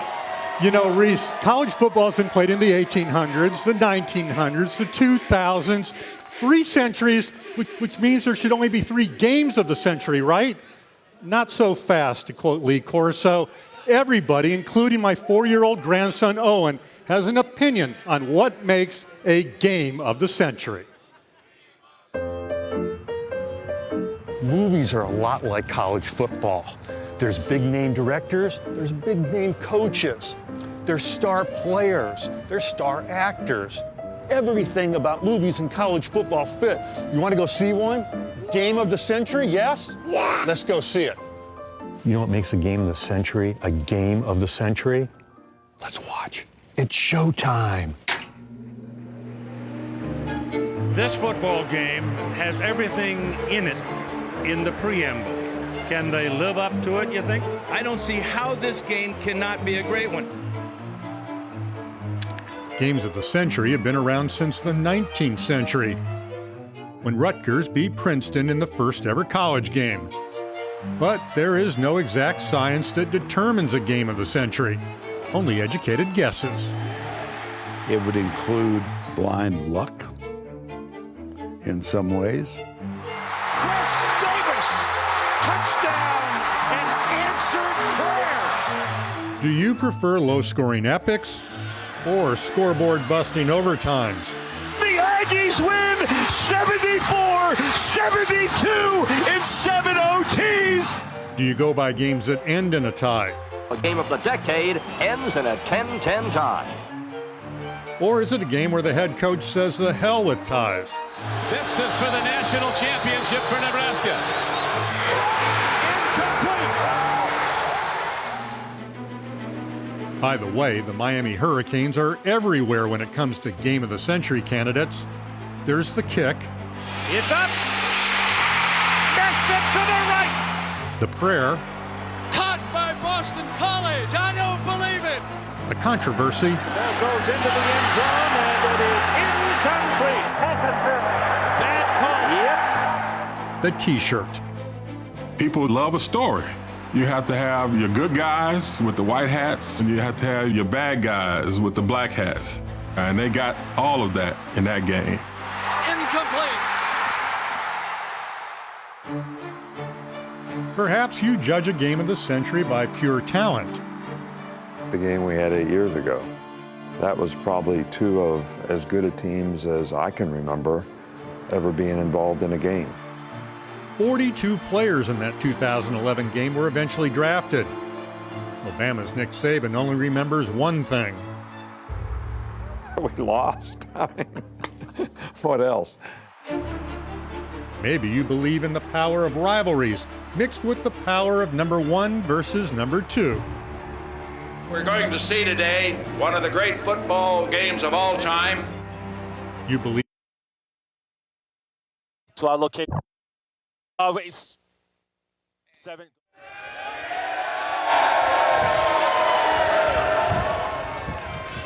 Well, we had a little technical difficulties there. You know, LSU wide receiver Justin Jefferson was only 12 years old when he attended the 2011 LSU at Alabama Game of the Century. He remembers it because his brother Jordan helped LSU to the win that night. His definition of a game of the century, it's easy. Best versus best, low scoring, and a game decided in the last minute. Reese, we'll see how many of those we get today.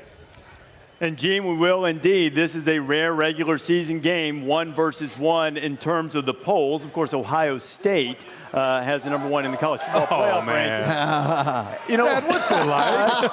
Hey, anytime you show Andy and Opie, that's a win. Yeah. Good old America Kana. A lot of the Alabama LSU games, as they strive for number 9 against it, part of our Pizza Hut Game Day tradition, sort of fit that mold of these huge games. Remember 2008, Saban returns to Baton Rouge. There was the Burn Bama bonfire the night before the game, and the game certainly had plenty of drama. Alabama had a chance to win it. Surprisingly enough, they missed a field goal. Yeah, it always seems to come down for a kick, and the hat finds a way to get it done. They didn't quite get it done. As you see, Jarrett Lee thought it was there. entertained. No. So that was the chance to win. It was tied. Okay. And then John Parker Wilson went in overtime. Yeah. And Alabama won it 27-21. A triumphant return for the Crimson Tide. Remember 2012? This was amazing. Zach Mettenberger to Jarvis Landry. They shut down A.J. McCarron most of that night until late in that football game, and Yeldon got loose on his screen. DJ Yeldon going in under a minute to go, and number 1 Alabama escaped 21-17. 6 years later, the Crimson Tide would put on a defensive clinic. This was the last shutout. They've shut out LSU their last 2 trips to Baton Rouge. Quentin Williams was dominant that night.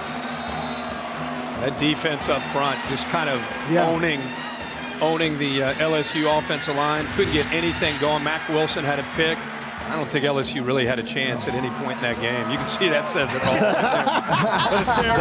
all. Staring it down. So there's a lot to live up to in this rivalry. And if this game this afternoon is going to match a game of the century type mantra, one would assume that Tua Tagovailoa has to be able to play and play effectively on that surgically repaired ankle. As Tom Rinaldi told us earlier, it's been 20 days since Tua had the tightrope surgery done. He's increased his reps in practice. Here's the head athletic trainer, Jeff Allen, the man who has been in charge of Tua's rehab. I wanted to divide his rehab up into 48-hour increments. I didn't want to say, okay, we've got this amount of time, and think about it from a 2-week or 3-week or 4-week standpoint. I just wanted to say, what are our goals? What criteria does he have to reach in order for us to progress? We never really put a time on the injury. We didn't say, oh, we have to have him back for LSU. And has Tua met every level of progression that you've expected him to meet? He has. I mean, and that's why we've allowed him to progress, from basic rehab to more of a functional type rehab onto the field. And if at any point he fails, that progression, then we stop him until he can pass the test that we want him to pass. Jeff Allen. Alabama hoping to win. LSU staring in frustration once again. Remember in the last year in that game, the thing that was sort of the exclamation point is that Tua had a long touchdown run. Not necessarily going to see that today, but based on what you've been able to ascertain, what do you expect in how well he'll be able to play today? I think he's going to play okay. You can never predict. I mean, he's going to if he gets hit, how will the ankle respond? I just think that when you lose 8 straight times, I called the national championship in 11 when LSU ended up crossing midfield, I think late in the 4th quarter.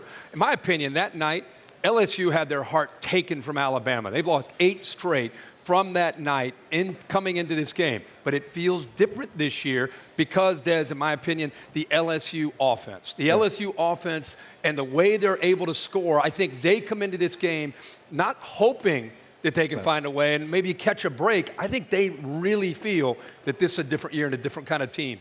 Yeah, LSU's offense will be the most confident we've ever seen them against Alabama's defense. There's no doubt about that. When you look at Joe Burrow and what he's been able to do, the transition from last year. Just think, a year ago, he was more of a game manager. Now this kid is a Heisman contender and probably a first-round pick for the NFL draft.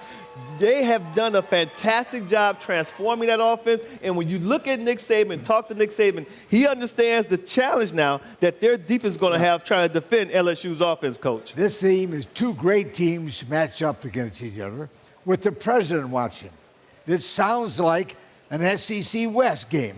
You can have all kinds of celebrities coming in for any SEC West game. You know, I think it's really interesting emotionally and mentally in this game because LSU is sick and tired of being bullied by Alabama. Definitely. And honestly, Alabama is sick and tired of hearing about how they can't stop this new LSU offense and they've got no chance. Yeah.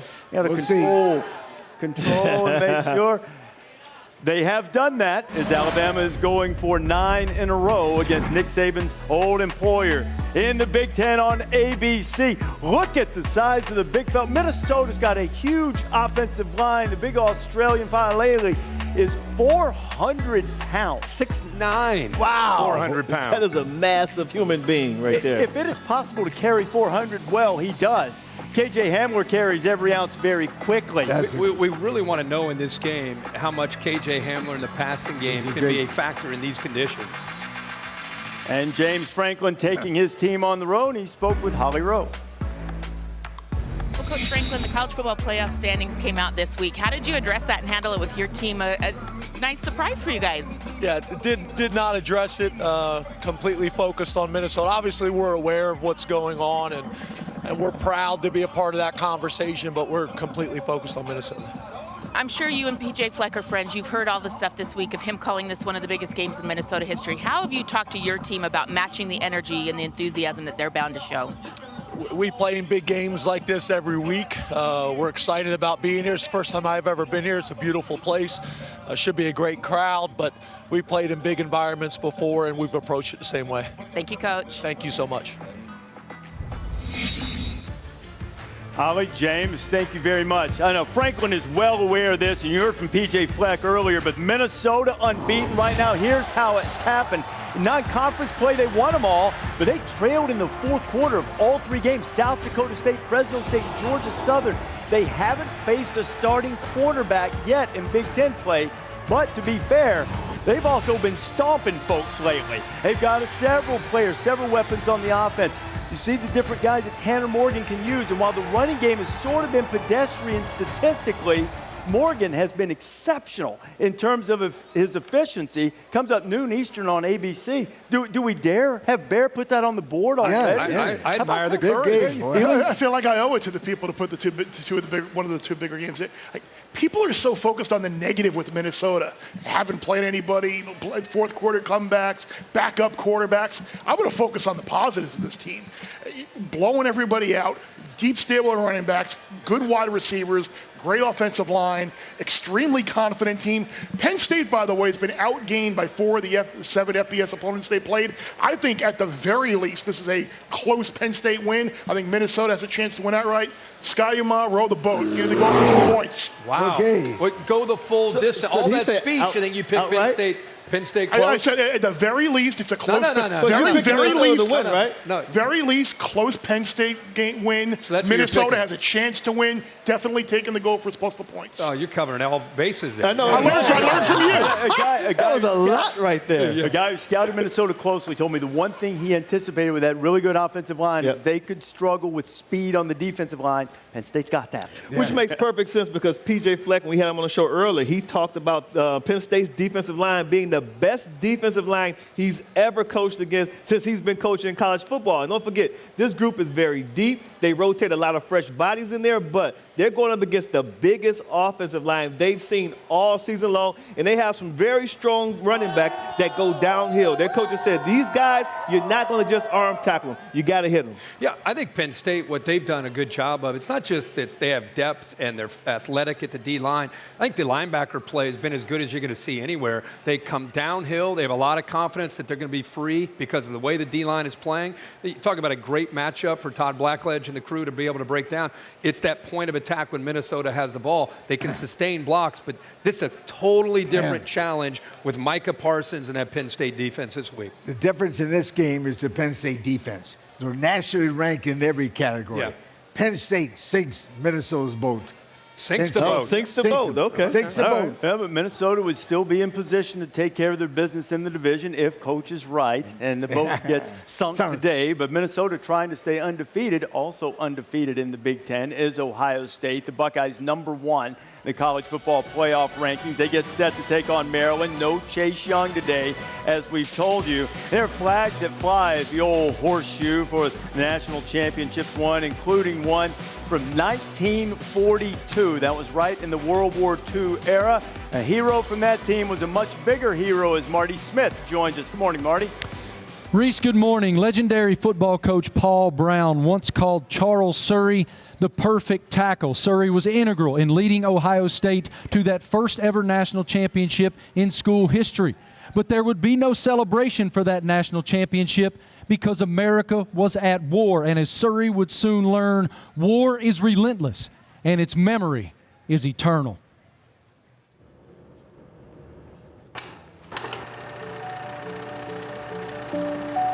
What if you achieved All-American status as a college football player? Or became a decorated war hero?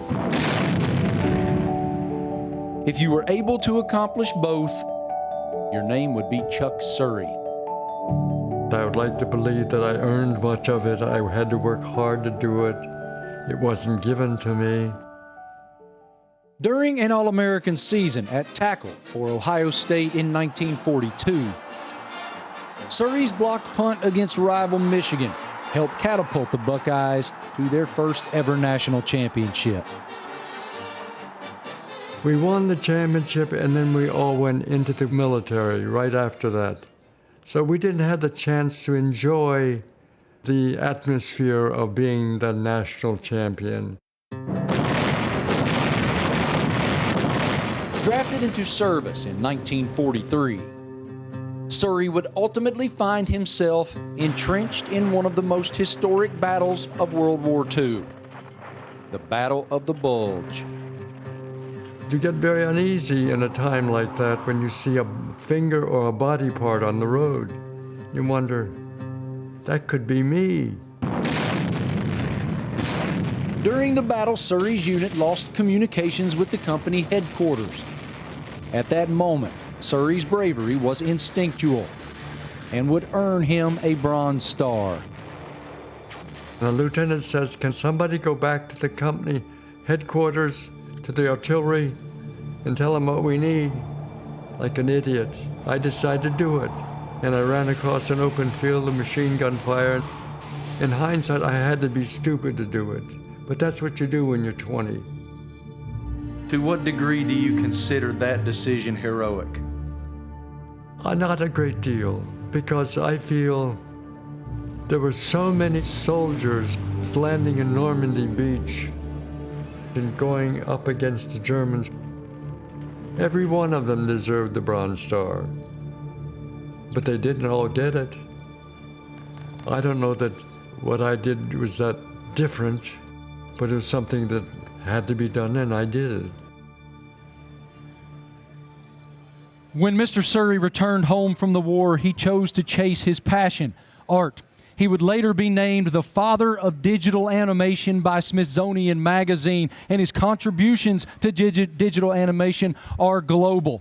With such a life well lived, I asked him, "Sir, what do you hope is your legacy?" He said, "I'll tell you what, I so wish that my parents could see this. They are immigrants from Hungary, and they sacrificed so much for me so that I might live this life." Mr. Surrey, I know you're watching this morning, and I want to say on behalf of everybody at ESPN and everybody here today, thank you for your sacrifice, sir. You are a hero.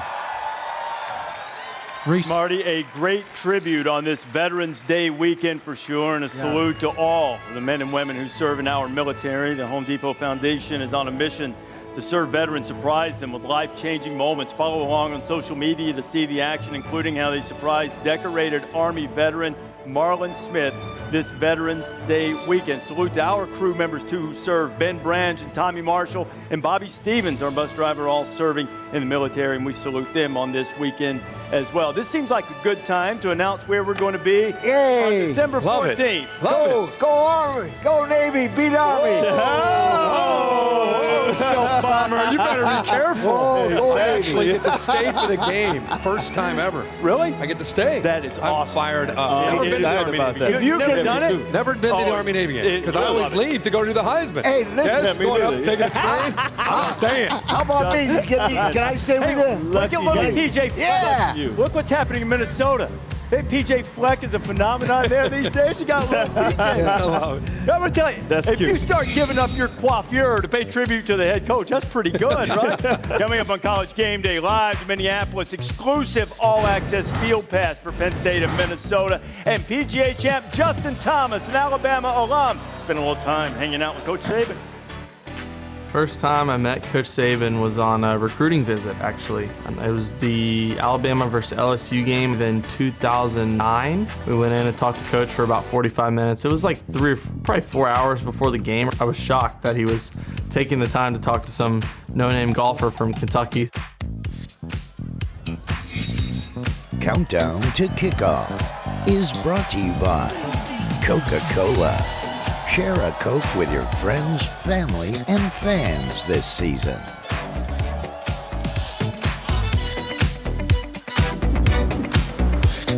Best tailgate.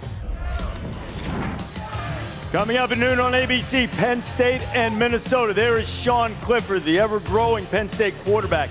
You know this is only the second Big Ten game in 40 years, matching teams 8-0 or better. The other, that great Michigan-Ohio State game back in 2006. This is a guy that the Gophers are going to have to deal with in KJ Hamler. Kickoff just over an hour away, and of course this afternoon, LSU and Alabama.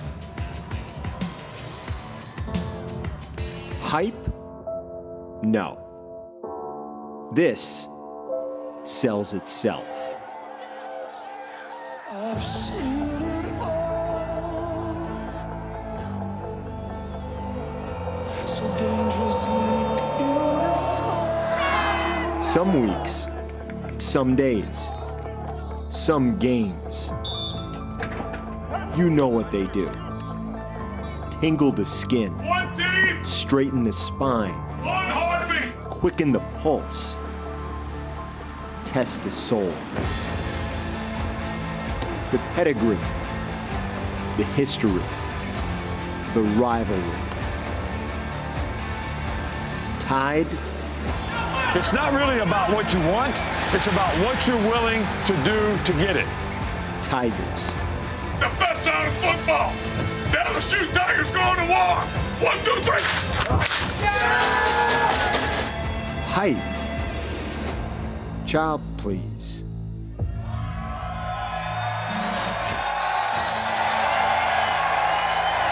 You know what Nick Saban would say? What do you people out here on the quad want, and what are you willing to do to get it? I don't hear anything out there. Right now, if LSU buckled its chin straps at the same time, it'd drown out these guys. Let's see what they got. Hey, great. See, Coach O is a lightning rod for the side, isn't he? It's amazing. Yeah, he is. He is 0-3 as the head coach at LSU. At Alabama, LSU has lost 8 in a row to the Crimson Tide overall. And after the latest shutout at the hands of the Tide, Ed Orgeron said LSU had to get better and tougher players on the line of scrimmage. Now, without abandoning that core principle, what's really transformed LSU is not improving interiorly, but getting out in space. The new offense, Joe Brady, Joe Burrow, guys that Orgeron calls game changers. But the biggest question is it a rivalry changer? Ed Orgeron with Maria Taylor. All right, Coach, anytime it's an LSU and Alabama game, we all think to ourselves it's a big matchup. But this one seems to have even more, being 2 versus 3. How have you described the importance of this game to your team? Well, it's everything on the line. For the rest of the season, what we want to accomplish, you have to go through Alabama. They've been fantastic. This is going to be a big challenge for a football team, but this is the best football team we've had going against Alabama in recent years. You talk about challenges. What do you think will be the biggest challenge offensively for your team? You know, we have to protect. Obviously, we have to protect against their rushes, their blitzes. We have to move the football. And defensively, how do you plan when you don't know for sure which quarterback will be playing? I mean, how have you worked through that this week of practice? First of all, Tua's playing, okay? There ain't no question about that. The receivers are great. They're phenomenal receivers. We see great receivers every day. They're going to catch the football. We have to tackle them and not let them get yards after the catch. All right, thanks for your time, Coach. Go Tigers. That's how Coach signs off every time.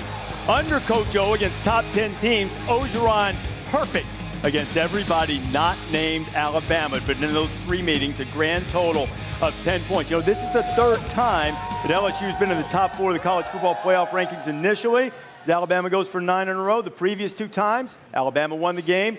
LSU never returned to the top 4. All of the changes that LSU has made, all of them aimed at this. This is the litmus test. Can they beat Alabama? If you're a coach in the SEC, any change that you make is going to be directed at Alabama. They're the king of the mountain. Even Georgia, they're in a different division, but they understand to win the SEC championship game, they're going to have to probably go through Alabama. So it doesn't surprise me that Coach O made the changes that he made. Look at their offense a couple of years ago. They were stuck in the Stone Ages. He went out and got Joe Brady. Joe Brady has brought them back to 2019. He truly transformed his quarterback. The way Joe Burrow plays has just been like night and day from a year ago.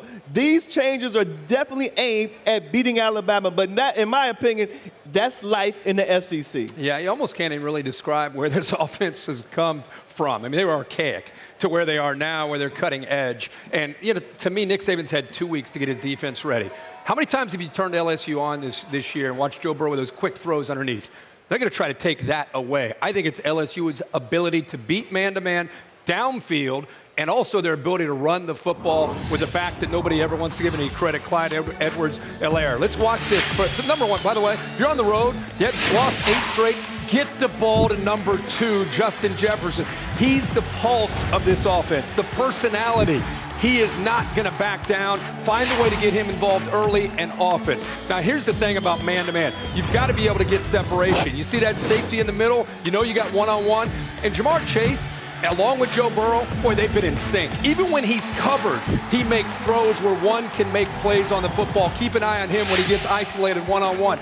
Now, if you're going to double-team Chase and take him away, that's when you need to find Terrace Marshall. And here, even in fact, Justin Jefferson, the top there, he's bracketed, right? They take it away, it's one-on-one, go up and make the play. 6, another guy to watch today in the one-on-one matchups. And this is where Helaire has to go off if he gets an opportunity. Middle of the field, a lot of man-to-man from Alabama. Against Auburn, 136 on the ground. Against Florida, 134. 22 is another guy you better keep an eye on. Not only running the football, I'd get him matched up man-to-man against those young freshman linebackers. If LSU's humming and really going, it's downfield throws, running with 22, and matching him up one-on-one with those linebackers. He could be the factor of the day. Yeah, and you know, as much as Nick Saban has changed offensively over the years, he hasn't changed much defensively. And this is going to be interesting to watch him against this offense that reminds me, like Clemson, they'll spread you out. Yeah. They're going to run tempo. I'm not worried. I think Alabama's defense will be fine early. It's going to be late to me. When you saw the championship game against Clemson years ago and Deshaun Watson to come, they played good defense, but then death by 1,000 cuts. And that's what this offense is. It's the short passes over the middle. It's the short passes to tight end, all the different receivers. And then all of a sudden they're running like this. And Auburn's tongues were like, Derek Brown's over there hurting a little bit. And that's what the LSU has to do today offensively. Well, Auburn wasn't able to convert any 3rd downs. Alabama's been very good on 3rd down. That will be crucial for sure if Alabama can keep the ball. But they're not just going to ground and pound and abandon the guys who are the most explosive on their offense. This group of wide receivers that Tua Tagovailoa has to use. I mean, pick which one you're going to go with. I mean, you're going to make sure, maybe you love your corners for LSU. You got to deal with the nickelback covering somebody, maybe the slot guy or the linebacker, and you're not even considering Jalen Waddle. Yeah, Jalen Waddle's not up there. Exactly. The most elusive of the group, and as we join Tom Rinaldi, Henry Ruggs the third time has 6 touchdown catches and probably straight line speed. Ruggs is the fastest of these Alabama receivers.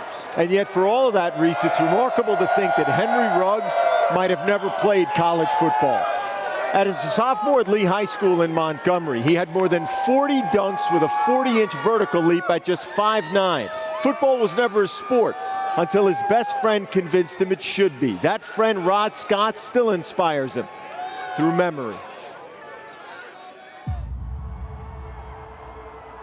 For Henry Ruggs, the path here has passed through more than a tunnel.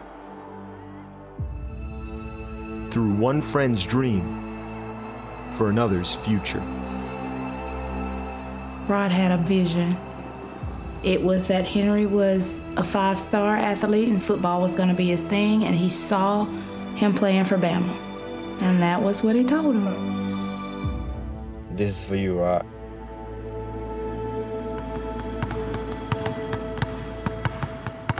I come here every day and work hard and try to get people around me to work hard and just spread it around the team. In the gym, Rod Scott was always number 3. Always alongside Henry Ruggs, number 2. We were like twins, that's all I can say. Like we were the same person. They were inseparable. I've still met people that say, I didn't know them apart. They both starred in basketball for Lee High School in Montgomery. But Rod told Henry his future was elsewhere in a sport Henry didn't even play. He said, Ruggs, you're a 5-star. He said, you're a 5-star. In football, give it a chance. One day, I think he just listened to him and decided to play. And once I started to play, he was just like, bruh, you better than all them out there. 5 games into his first high school season, Henry had his first scholarship offer. I think I stopped counting at 21 offers from D1 colleges. With Rod's own scholarship offers in basketball, the road ahead looked bright for both. March 3rd, 2016, when Henry and Rod planned to drive north to Birmingham to see a state basketball tournament. I probably would have ended up driving because he always let me drive, but I ended up sick, so I didn't plan on moving. Darian Adams was a passenger with Rod in the car that day. And it was raining, so like a hydroplane, and the car started like spinning.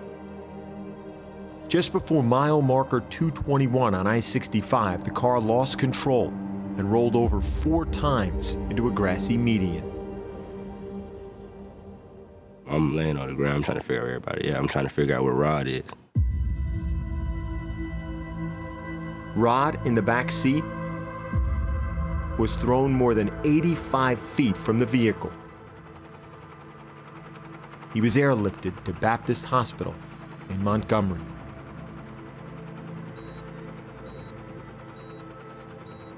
There was no brain activity.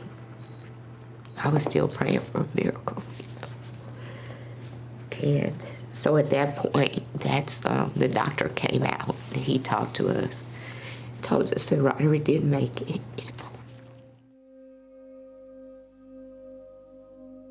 Rod Scott was 17 years old. While thousands mourned at his funeral in Montgomery, Henry struggled with the weight of not driving that day. I don't even know how to feel about it. Was it a good thing for me that I wasn't there, or was it just meant to be that way? I lost myself. I felt like I was supposed to be there. I don't want him to live with that. I know there's nothing he can do, but I don't want him to live with that kind of guilt. 3's up. 3's up became Henry's motto, and Rod's memory became his mission. So, when it came time to choose a school from all those offers, it was Rod's choice and his vision that Henry followed: to go to Alabama.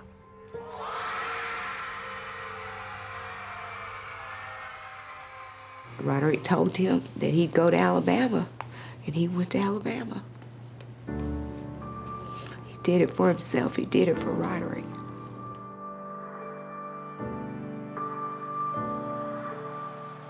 Now a junior wide receiver, Henry Ruggs has scored 23 touchdowns at Alabama and counting. First play of the game. How many times have you seen this? 75 yards. And every score, every game, every time he takes the field, he counts to the same number and flashes the same sign for the same friend. I've told him before, Henry, I appreciate you honoring Roderick. He said, I'll do it forever, Miss Guy. Wanting to be great, wanting to be the best in everything, the confidence that he gave me is a part of me forever.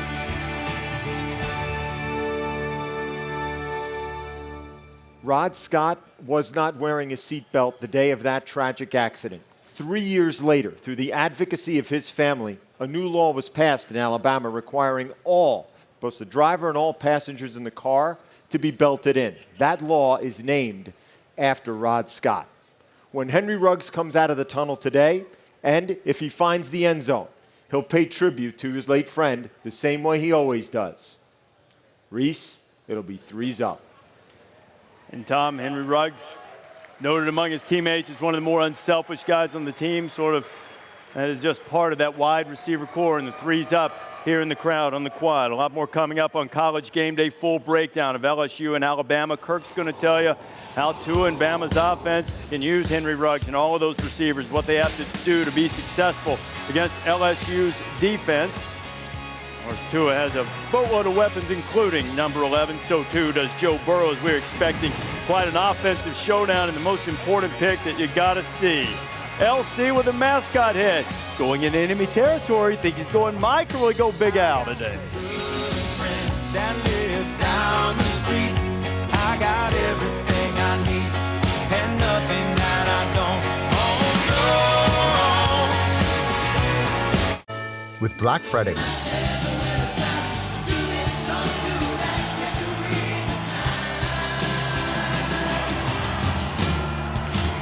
A huge turnout this morning in the quad. We woke them up a little bit. They just played a little Dixieland during the commercial break, which is the fourth quarter anthem here. You don't remember that game? Leonard Fournette came in, Heisman favorite. Defense shut him down. That's just, that's just rude to him. That's not how you handle a guest. I don't know why in the world you'd want that. He's the head coach here. You don't lose him, right? Right. And we do thank the veterans, and we did earlier. Marty Smith did a great story. All right. Joe Burrow, there's a resemblance. The doppelganger there? Yeah. Jimmy Brewer. SEC football. I don't know. We got a showdown in the Big Ten coming up. Number 1 is from the Big Ten now. Ohio State played Bama a couple years ago. How about this? Yeah. Wait a minute. The coincidence. Oh, that's. Yeah. No wonder they call him Coach O. Well, I don't think Joey's quite that big. Not so. No. Tall and skinny. Toby, you start bashing Toby from The Office, that's a win. Exactly. Exactly. Love The Office. Probably so. Maybe And so. here's the best. Hey. LC. Sunshine So that's a sunshine scooter right there, feeling good. Sunshine scooter, boy. Bear. Are you serious? You respond to this, Bear? Understandable. I would expect nothing less from this place. The man in the middle there is responsible for that. Let's see. Bear might win him back in a little bit. Old Crimson here for the 237th straight time. Wazoo's got Cal today. That's a good matchup for the hard course. Good pass defense. Checking in this week's Home Depot Pro Customer of the Week, Darren Lennart from Chevy Chase, Maryland, joining us here on the quad. Getting ready for the Alabama-LSU game. this afternoon. And of course, coming up on ABC at noon Eastern time, it'll be Penn State and Minnesota. Whenever I see this matchup, I think of my old days on college football final and the great Beano Cook. Minnesota upset him one year. He goes, I did not think that Minnesota could beat Penn State. Minnesota could beat Penn State. We'll see if Minnesota can beat Penn State. It was back in the day. And of course, Kirk's going to have Clemson and North Carolina State. That's in prime time as well on ABC tonight as Clemson trying to scrap around, do the best they can. Here's the Big Ten West. Minnesota got a 2-game lead in the loss column. Still have to play Iowa and Wisconsin later on the schedule, but that game for the Heartland Trophy is coming up this afternoon. That is Iowa and Wisconsin. A couple of stingy defenses there, and the losers probably eliminated from the Big Ten West race. You think the winner stays alive to try to track down the Gophers? Well, we're going to learn a lot about Minnesota today. That Penn State game is going to tell me all I need to know about them. When you look at Iowa against Wisconsin, I think this is going to be a low-scoring game, defensive struggle. You saw what Illinois did to Wisconsin. If you bottle up JT, I think you can stop that offense. Iowa may win a big game against Wisconsin. I wouldn't be surprised to see Iowa win this game. I think that it just feels like it's going to be a low-scoring game. You know, I think that both quarterbacks obviously play a pivotal part because of the way these defenses can stop the run. I got confidence in Wisconsin, and I don't think they're going to lose another game. It's been a tough stretch for them. They've had a chance to regroup here. I think Wisconsin bounces back today. Iowa's lost 2 games this year to the opponents. The team had 14-2 the record. They got a good defense. Right. Wisconsin will win the defensive battle. Take the under. Yeah. It's 38. Yeah, for sure. Take the under, 38. You know what defense leads the nation in forcing 3 and outs? Who? Wisconsin. Wow. Nearly 50% of the time. The Iowa quarterback is from the state of Wisconsin. Nate Stanley's trying to get a win as a starter for the first time. Now, Ohio State takes on Maryland. I don't think that we necessarily have any doubt about who's going to win that game. Not necessarily. I know Maryland gave them a run last year. No Chase Young, as we've told you. It's Ohio State. They're against perfection today against Maryland, I would assume. Yeah, you know, and losing Chase Young, I think, still puts them in a position to be able to show the depth that they have at that particular spot on defensive end. Zach Harrison will be a guy that I think will have an opportunity to rush the quarterback today. This isn't really about, you know, Chase Young against and what it does to this team today or even against Rutgers. You know, it's more down the road. Ohio State is one of the most complete teams I've seen in years. The only problem could be complacency. But they've avoided it so far. But they got Penn State and Michigan coming up. There won't be any complacency. Yeah, I think, like you said, they're probably the most explosive team we've seen all season. They've been consistently dominating their opponents. That's why they're the #1 team in the nation. Chase Young, that's a small distraction. Don't forget, they have Justin Fields. They have J.K. Dobbins. They're going to score a lot of points today against Maryland's defense. Ohio State, the only issue you may have if Chase Young isn't available for Penn State. Outside of that, the Buckeyes are fine. I just wanted to kind of clear up some. The 4-game suspension that I talked about early in the show, it's not like locked. It's being some people reporting that it's 4 games, and that's what it is. It's 4 games because the amount of money that he took, that Chase Young took. Ohio State will appeal, and you'll probably see an answer next week from the NCAA that will more than likely reduce that. We have no idea what the NCAA will do. I think Ohio State feels it'll probably be 2 games once they get through with their appeal. Typically in those cases, they determine who did that money come from, how much was it, what was the nature of the payback, all of that. The penny is how much money. And when was it paid back? Maryland almost had a 2-point conversion to beat Ohio State last year. Now they're a 43-point dog. And look at that. If you use Bears picks, he's down $200 to his little brother. I mean, we've got to scratch out that soliciting for money. But I don't know if you lay the 43 or not, but are you laying the 14.5 in the Big Ten with Sparty and Illinois? I can't resist fading a public underdog like Illinois. I mean, why would you want to lay with Michigan State today? Defensive shorthanded with Nobaki. Allen, I think, out on the offensive line. Stewart out. 2 touchdowns in the last 3 games. Illinois pulled a bunch of upsets in a row. I don't know. I have a feeling old D'Antonio and the Spartans might show up to maybe ugly, like 27-10 type one. I'd lay the points here today with Michigan State. Saw the Michigan State AD came out yesterday with some speculation about are they going to revisit some things? They said they're good. They're not even talking about it. He's talking about Mark D'Antonio and his future because the offense has been terrible. He tried to rearrange the deck chairs on offense, and it has not worked. The 1-year contract for those assistants, I would expect to see some changes, and we'll see if they can get past Lovey in the Illini today. It's a lot of points to Play when the offense can't score. Wheels up. Defensive score. Celebrity guest picker and Alabama alum, big Crimson Tide fan. SVP telling me that he texted Justin recently to congratulate him on a win. He just wanted to talk about Tua's ankle. That was it. That's all. He's locked in, man. Yeah, that was all he was ready. He's fired up about being able to join us, and we're excited to have him. Coach Zero Sugar counting us down to kickoff immediately following game day. Vanderbilt and Florida. Gators try to get over that hangover from the disappointment against Georgia. And it got a little chippy last year, if you remember, in this game. And Vandy desperate for a win. They're going to come down there and see if they can try to turn their season around. Florida obviously trying to bounce back after that Georgia game last week in Jacksonville.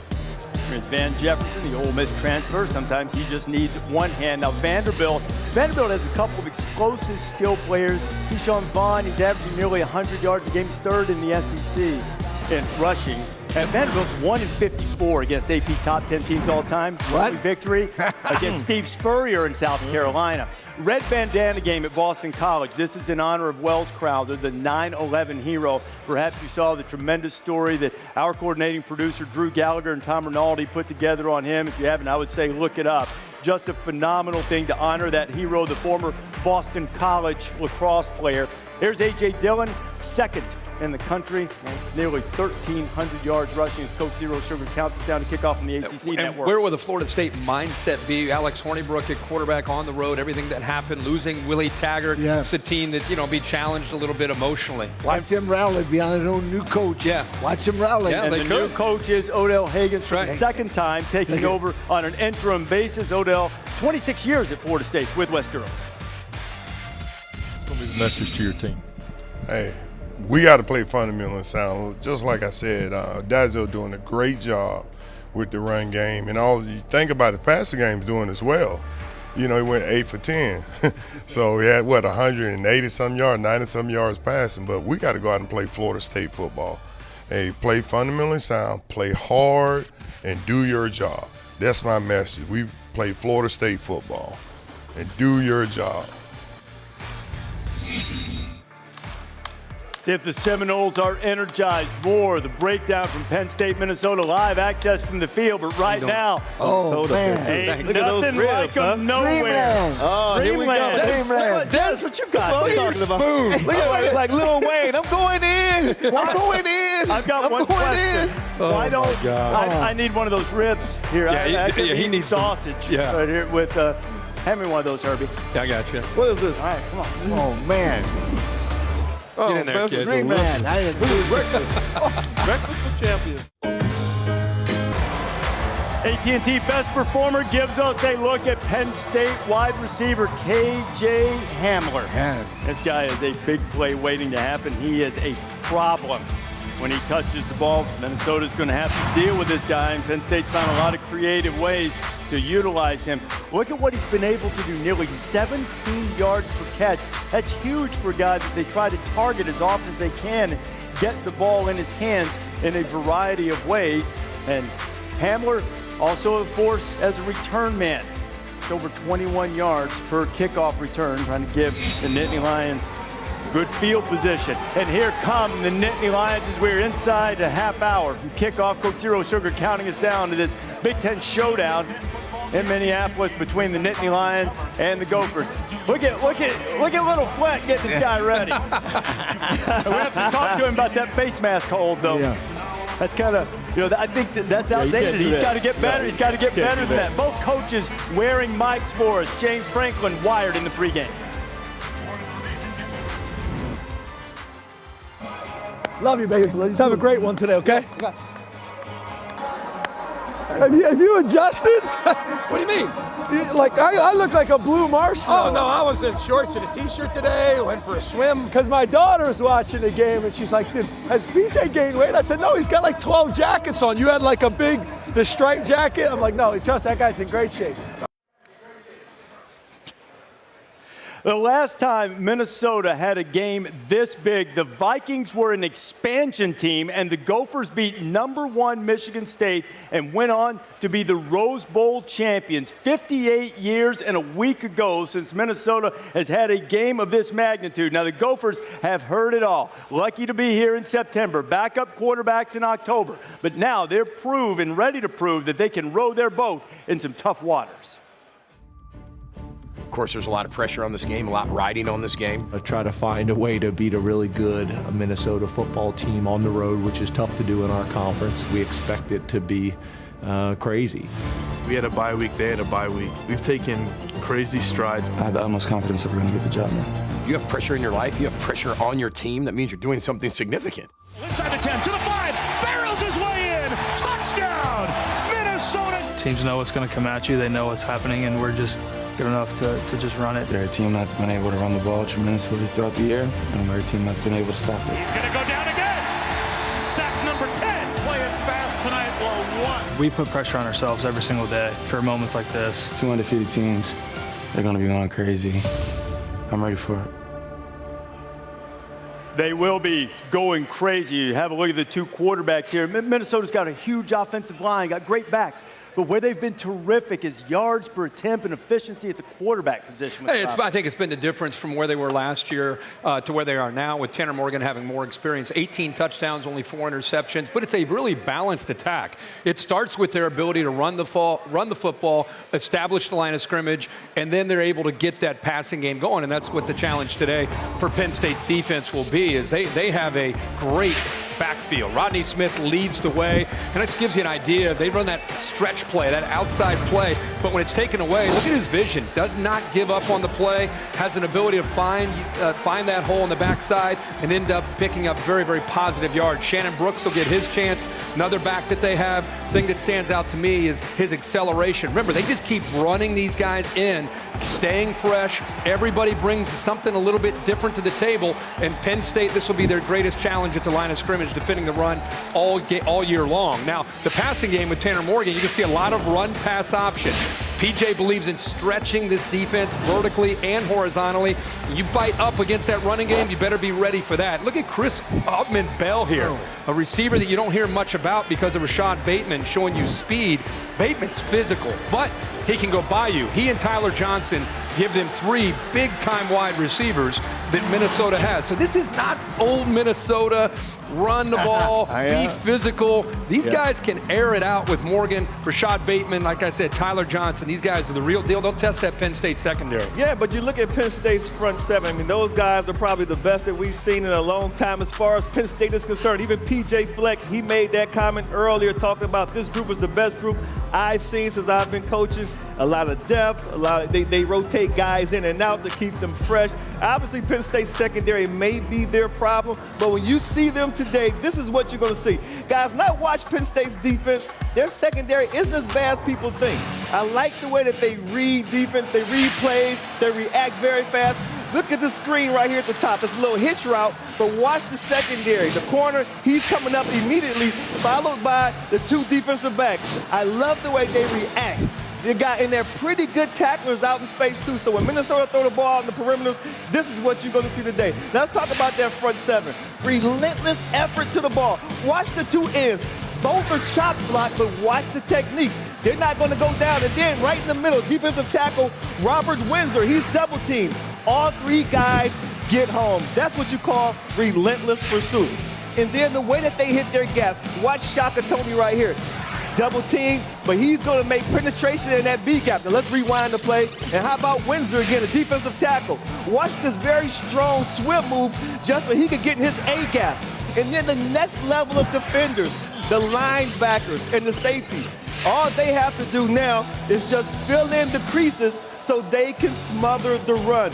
That's what Minnesota's offense is going to have to deal with today, this afternoon, going up against Penn State's defense. Robert Windsor right there at 6'4", about 280 pounds, great quick twitch, and they're very, very relentless going to the ball. They play with high energy, Kirk, and a lot of effort. There's Shaka Tony right there. You're going to see 54 and 18 all around the ball today. Yeah, that Robert Windsor, man. Robert Windsor. He is a big-time, one of the best interior players with his quickness in the country. LC, you look at this game here, you're sold on Penn State. Hey, huh? Penn State is undefeated and a hot team. For the first time in 14 years, they beat 2 ranked teams the last couple of weeks.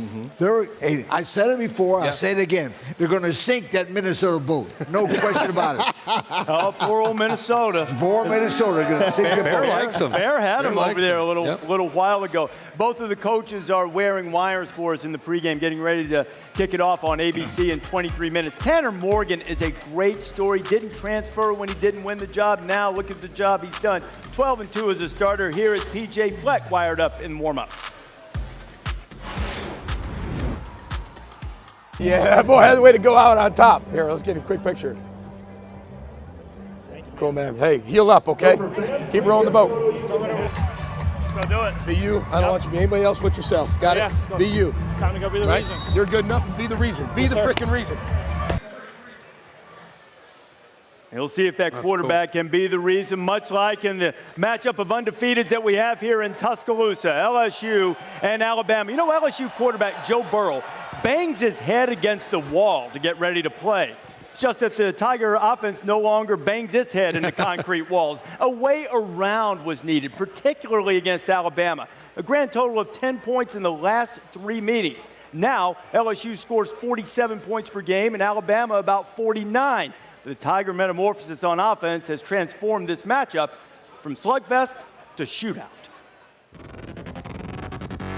Off play action, Burrow to throw again. Going for the end zone. Marshall backs up, makes the catch. What a way for him to make his presence known. This is as good an offense probably as we've had to face for a long time. They're very versatile. You got a great quarterback back there. He's tough. He's like a linebacker.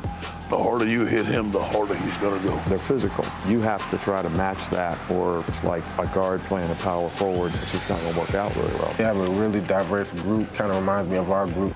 Tua unloads a slant, caught. Devontae Smith, touchdown, Alabama. We have a lot of playmakers that people have to account for, so you got to pick and choose your poison. A lot of people are fearful of those weapons. I feel like that we're going to be aggressive. It's going to be an exciting matchup to say, you know, Heisman versus Heisman. The last 15, 20 years of LSU Alabama football has just been ground and pound. I think it's going to be a little different this year. I've joked that these two teams seceded from the SEC and joined the Big 12. Both in the top 4 in scoring, top 10 yards per game, top 5 yards per play. Burrow and Tua have been virtually unstoppable. Yeah. We expect a lot of. We don't expect 9-6 here today, LC. But number 3 Alabama is a 6-point favorite over number 2 LSU. Why? I'm going to tell you right now why. At home, Alabama's won 31 straight and 48 of the last 49 games. That's worth a yo. Alabama has Nick Saban. He has 24 wins over top 5 teams. A second yo. Alabama, and this is very, very important. Alabama, in a close game, leads the nation in turnover margin. Third yo, and roll tide, we'll go again. You're not right. You're not right. All right, let's break down this Alabama offense. All we talk all year is about Joe Burrow and Joe Brady. Alabama has a new offensive coordinator, too. Steve Sarkisian from the Atlanta Falcons, and is doing just as good a job, if not better job, of trying to put Tua in a situation to have success. So all the talk about Tua, is he healthy, is he not? Let's talk about how they're going to attack. You got to beat man-to-man against Dave Aranda and LSU. Here's a good job of creating man-to-man. See the safety on the backside with that motion? He's got to come down. Now you've got your man, Henry Ruggs, who Tom Rinaldi talked about earlier with that great feature. He's one-on-one, and when he gets one-on-one, he's going by you. Can LSU's corners stay with these wide receivers? How about 12 personnel? That means 1 wide receiver, 2 tight ends. Ole Miss is saying, oh man, they're going to run. We're going to put 8 guys up close against the RPO. Mistake. Tua feels that. Safety gets blinded. He's kind of caught up in the run game. Guess what? Do not leave these guys where they have space with these wide receivers. This gives you an idea of Jerry Jeudy. 2 steps to the inside against man-to-man. Defensive back flips around because he thought he was going to the inside. He sold it so well. And this is yards after the catch against man-to-man. The accuracy hits him right in stride.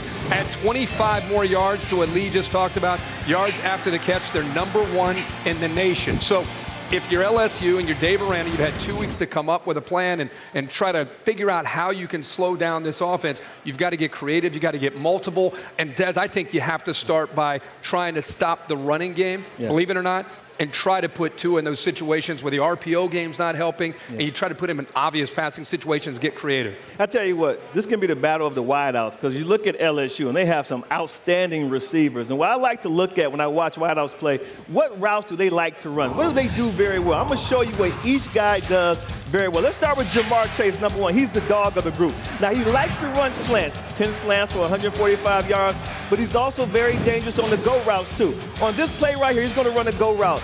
He's going to slow release the DB, so he doesn't know where he's going, but he's going to stack him and get on top. Leaves a lot of room on the outside, so when Joe Burrow throws the ball, he still can fade to the outside and not step out of bounds. Just really good execution. Let's talk about Justin Jefferson.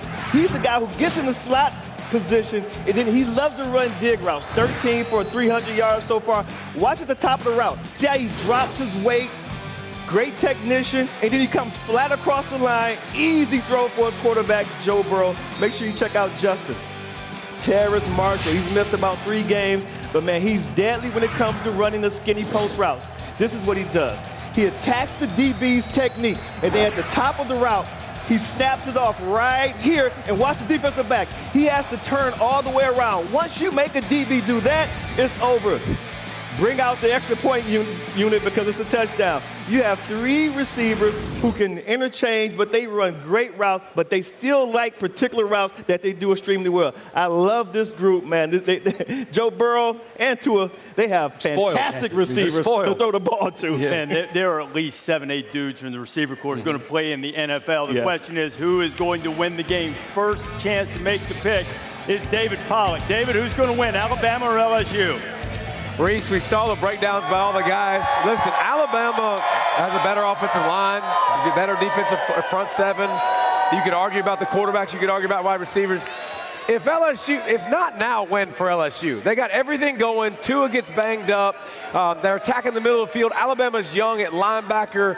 Why not? LSU lost 8 straight to Alabama. They've been dominated in the series. Joe Burrow and that offense stays on the field, wears out the defense, makes enough plays, and LSU wins the ball game. Well, David, we hope you get out by next week. Good luck with that. Bear, you've now put LSU Alabama on the board. What say you about this? It's a bonus. Yeah. David hit on it. This game has been won in the trenches at the line of scrimmage by Alabama the last however many years. They have done. I know it's a different LSU offense. They scored 26 points in the last 4 years against Bama. They should surpass that today, but I can't pick against Alabama right here in this situation. For 2 weeks, all they've been hearing about is the LSU offense. Joe Burrow going to come in here, put up a big number. It's like they forget this team's been to every college football playoff and beat them 8 straight. I like to tie today at all. Yeah. These people are predisposed to like somebody named Bear. Yeah, That's right. Good point. They might put a statue of him up here if Alabama wins. And speaking of another Alabama legend, I think, is Justin Thomas going to be allowed to play through here? Nice golf cart. Golf champion and Alabama alum will be our celebrity guest picker coming up. We have Justin Thomas coming up. I think I know which way he's going to be leaning. Yeah, I think so. I think so. LC, you've been setting up this route. Look here. Take a shot. Let it go.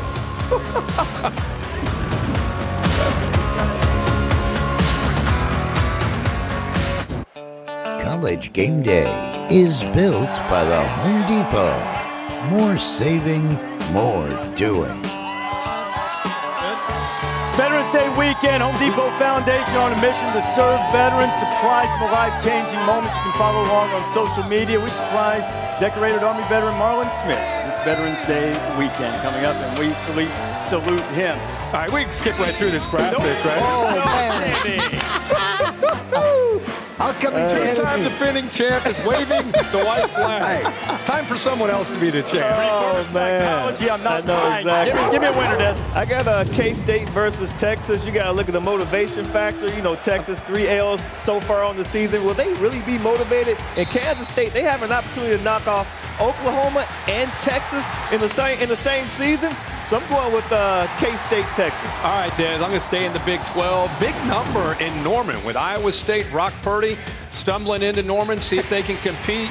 I think this game could be closer. What is it, 14.5? I think the Clones, last time they went in there, they won.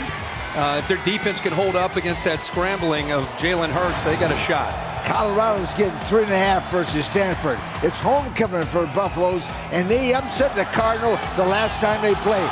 Go Buffs! Go Buffs! Cheering them on. Yeah. I'm going to go to the ACC. All right, this is a win. All right, here's a win. You think? I got Louisville getting a touchdown against Miami. Now, Louisville faces the top 15 defense. That's 6.5. It's on ESPN2 at 3:30 Eastern Time. Canes have been flat historically after playing Florida State. I'm counting on that You're going again. next level there. Oh, yeah. Counting on it again, Look at Herbie. the sea of humanity here. Great. This is the best crowd we've had on the show in 5 years. By far. We take a look at our Saturday selections for today, brought to you by Coors Light, some of which will be consumed. Boy, he's out holding on there at the top. Johnny Goodman up Yeah, man. We're in Baton Rouge. That's tough to beat, boy. He's tough. Cudahy 9-2. Emmett Smith 12-1. Like Jerry the King Lawler going 9. Look at this crowd out here on the.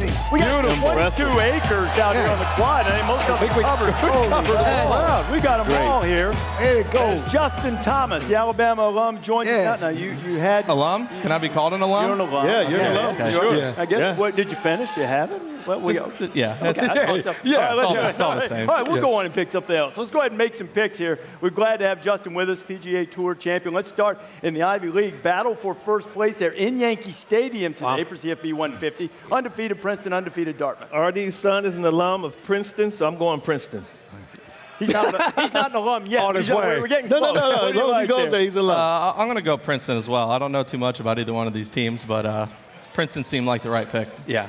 Nice bogey. Dartmouth wins it in the Yankee Stadium. Well, Bears been twisting my arm to go with Dartmouth, but I'm going with Christopher Davis. I'm going to go with Princeton. Oh, Yeah. man. All right, Good 3 pick. Princetons and 1 Dartmouth game in Yankee Stadium this afternoon. What about Florida State, BC? Don't know the mind state of the nose right now, so I'm going BC. I'm going BC as well. I like that pick. Oh, don't forget. Listen, they rally behind a new coach. That's not so fast, my friend. Upset, Florida State. Yeah, Odell Higgins are trying to bring that team together, be a big challenge. I think BC, just because they can run the football and grind for 60 minutes, test the mindset of Florida State after a very difficult week for them. I like BC. And that's the red bandana game for Boston College. You can see it on the ACC network. Louisville and Miami, everybody now rooting against Louisville for sure on ESPN. Yeah, me too. No, I tell you what, I like Jaron Williams, Miami's quarterback. I think the defense is going to play extremely well. Hard-fought game, close game. Miami wins by 3 points. I love that Louisville pick. My hometown crowd, I'm raising the L's all day. Go Cards. There we go. Miami outscores Louisville. It's 83 degrees in Miami. It's too hot. Miami. Third one I've disagreed with you. I like Louisville. Miami's up and down. You just don't know really what to expect from Miami. I'm going to go with Louisville. This has been an incredible start for Scott Satterfield in his first year. This would be a big win if he's able to get it today against the Canes. Real quick pick, Notre Dame, Duke. Notre Dame. I'm going Notre Dame. Duke's still a little beat up from that, that loss early in the season against Alabama. So. Wow. Good pick, Justin. Good pick. Notre Dame. All comes back to Bama, right? I'm with you guys. I got Notre Dame. All right, you got Wake and Virginia Tech. Wake with just 1 loss. I got Wake. Wake big, too, over Virginia Tech. I like Wake as well. Not so fast. This is an upset. You've been proud of this. Yeah, I'm saying it. I'm sticking with it. Virginia Tech. You've been saying it for the last 2 days. We'll see. I'm anxious to watch this one. I'm going with Jamie Newman. He came back last week from that shoulder, throwing over 300 yards a game. Wake Forest has a great group of wide receivers. That's where I think they get the advantage against Virginia Tech. That's on the ACC network. USC, Clay Helton under fire. Arizona State might not have quarterback Jaden Daniels. Who you got? I tell you what, I think the Trojans, they respond well when their coach is under fire. So I got USC winning a close one over Arizona State. I didn't know the quarterback thing, so I took Arizona State, but that's why I play golf and I don't do this. I'm taking SC just because he thinks Arizona State. How will USC be, though, after last week's game against Oregon? Jaden Daniels, a little iffy. I think Arizona State's defense at home is the difference. I go with ASU. That was my next thing. What he said. How about Kansas State ranked by the College Football Playoff Selection Committee against Texas? I don't think Texas will be motivated in this game as much as Kansas State. This is my super dog, so I'm going with Kansas State outright. Right. As much as I don't want to take them, I'm going with Texas this game. That was a really good pick. Thank you. I gave it a lot of effort. And a great reason to have it. Hook 'em horns. I think the big thing for Texas is they've had injuries in that secondary all year long. They're back. Getting B.J. Foster back, Caden Stearns back will help that secondary. The biggest issue to me is where is Texas' mindset? Lost 2 of the last 3. Talked to some people down there. They seem to say the team's still engaged, which is important. I like Texas to win. All right, that's on ESPN at 3:30 Eastern Time.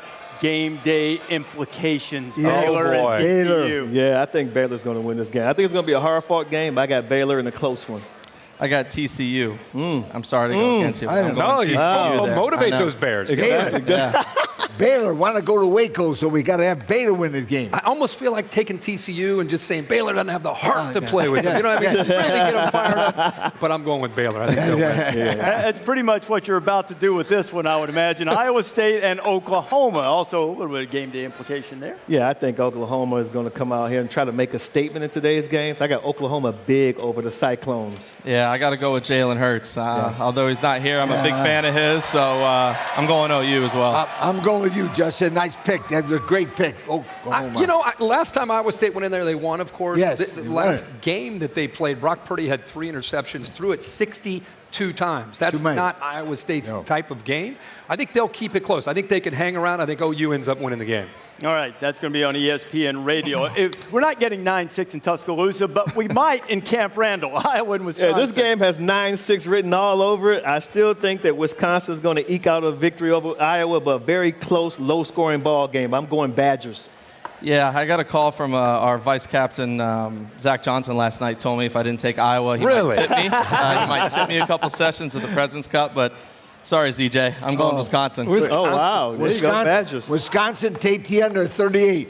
Wisconsin. Yeah, a good little bonus pick there for you. I'm with you. I think Wisconsin's defense, this team has lost a couple games. They're looking to turn things around. I think the intensity, urgency, and redemption, I think Wisconsin wins. All right, before we pick the game, the other unbeatens right there in the Big Ten between Penn State and Minnesota, let's go out there and listen wired.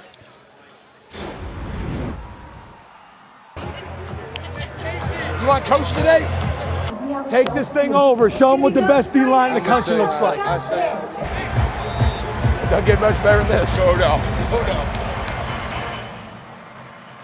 Hey, man, how cool is that? That's been? crazy. Both coaches wearing mics in the pregame warm-up. Who wins the game? Tell you what, man, P.J. Fleck, he's like the Tony Robbins of college football. Just an incredible motivator. Love what he brings, but they go down today. I'm going Nittany Lions. Ooh. You know what? Shoot or shoot. I'm going Minnesota this game. I'm feeling an upset. Wow. I'm feeling it. Wow. All right, that's a lousy pick, but they sink the boat. Hey, Bear likes Minnesota. Bear thinks Minnesota is going to beat Penn State too. Wow. I think that this is going to be a great game. I think that you're going to see Sean Clifford, the new quarterback, pick KJ Hamler man to man. They're able to, I think, get separation. Hamler's going to be the difference in the game. That comes up on ABC in just a few minutes, and then this afternoon, LSU and Alabama. Bayou Bengals Justin Jefferson said we're coming for their head. Terrell Lewis of the Tide said the disrespect's at an all-time high. LSU's coming. Bama's now stepping back.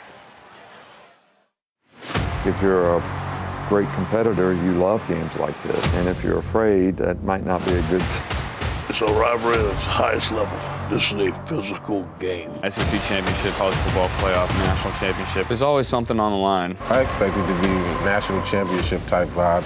You won't forget. I actually think we have the confidence around Baton Rouge to say, yeah, we can beat Alabama, but I don't think we truly believe it like we do now. I just know it's going to be a crazy atmosphere. It's home. The crowd just pumps us up. It's just best against best. Every year is a dog fight. We just ready to get the win.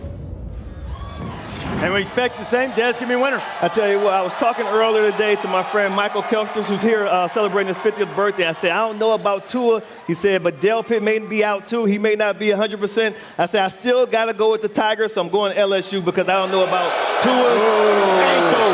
Man, LSU. I'm looking at 3 of my 4 boys that are back here behind the camera. I'm saying, well, who should I pick? One said LSU, one said Alabama, one said, this is coin flip for me. I've loved LSU all year long in this new offense of Joe Burrow. But with Alabama and Nick Saban having 2 weeks to prepare, and they lead the nation in turnover margin, I think that could be the difference, stealing a possession or 2.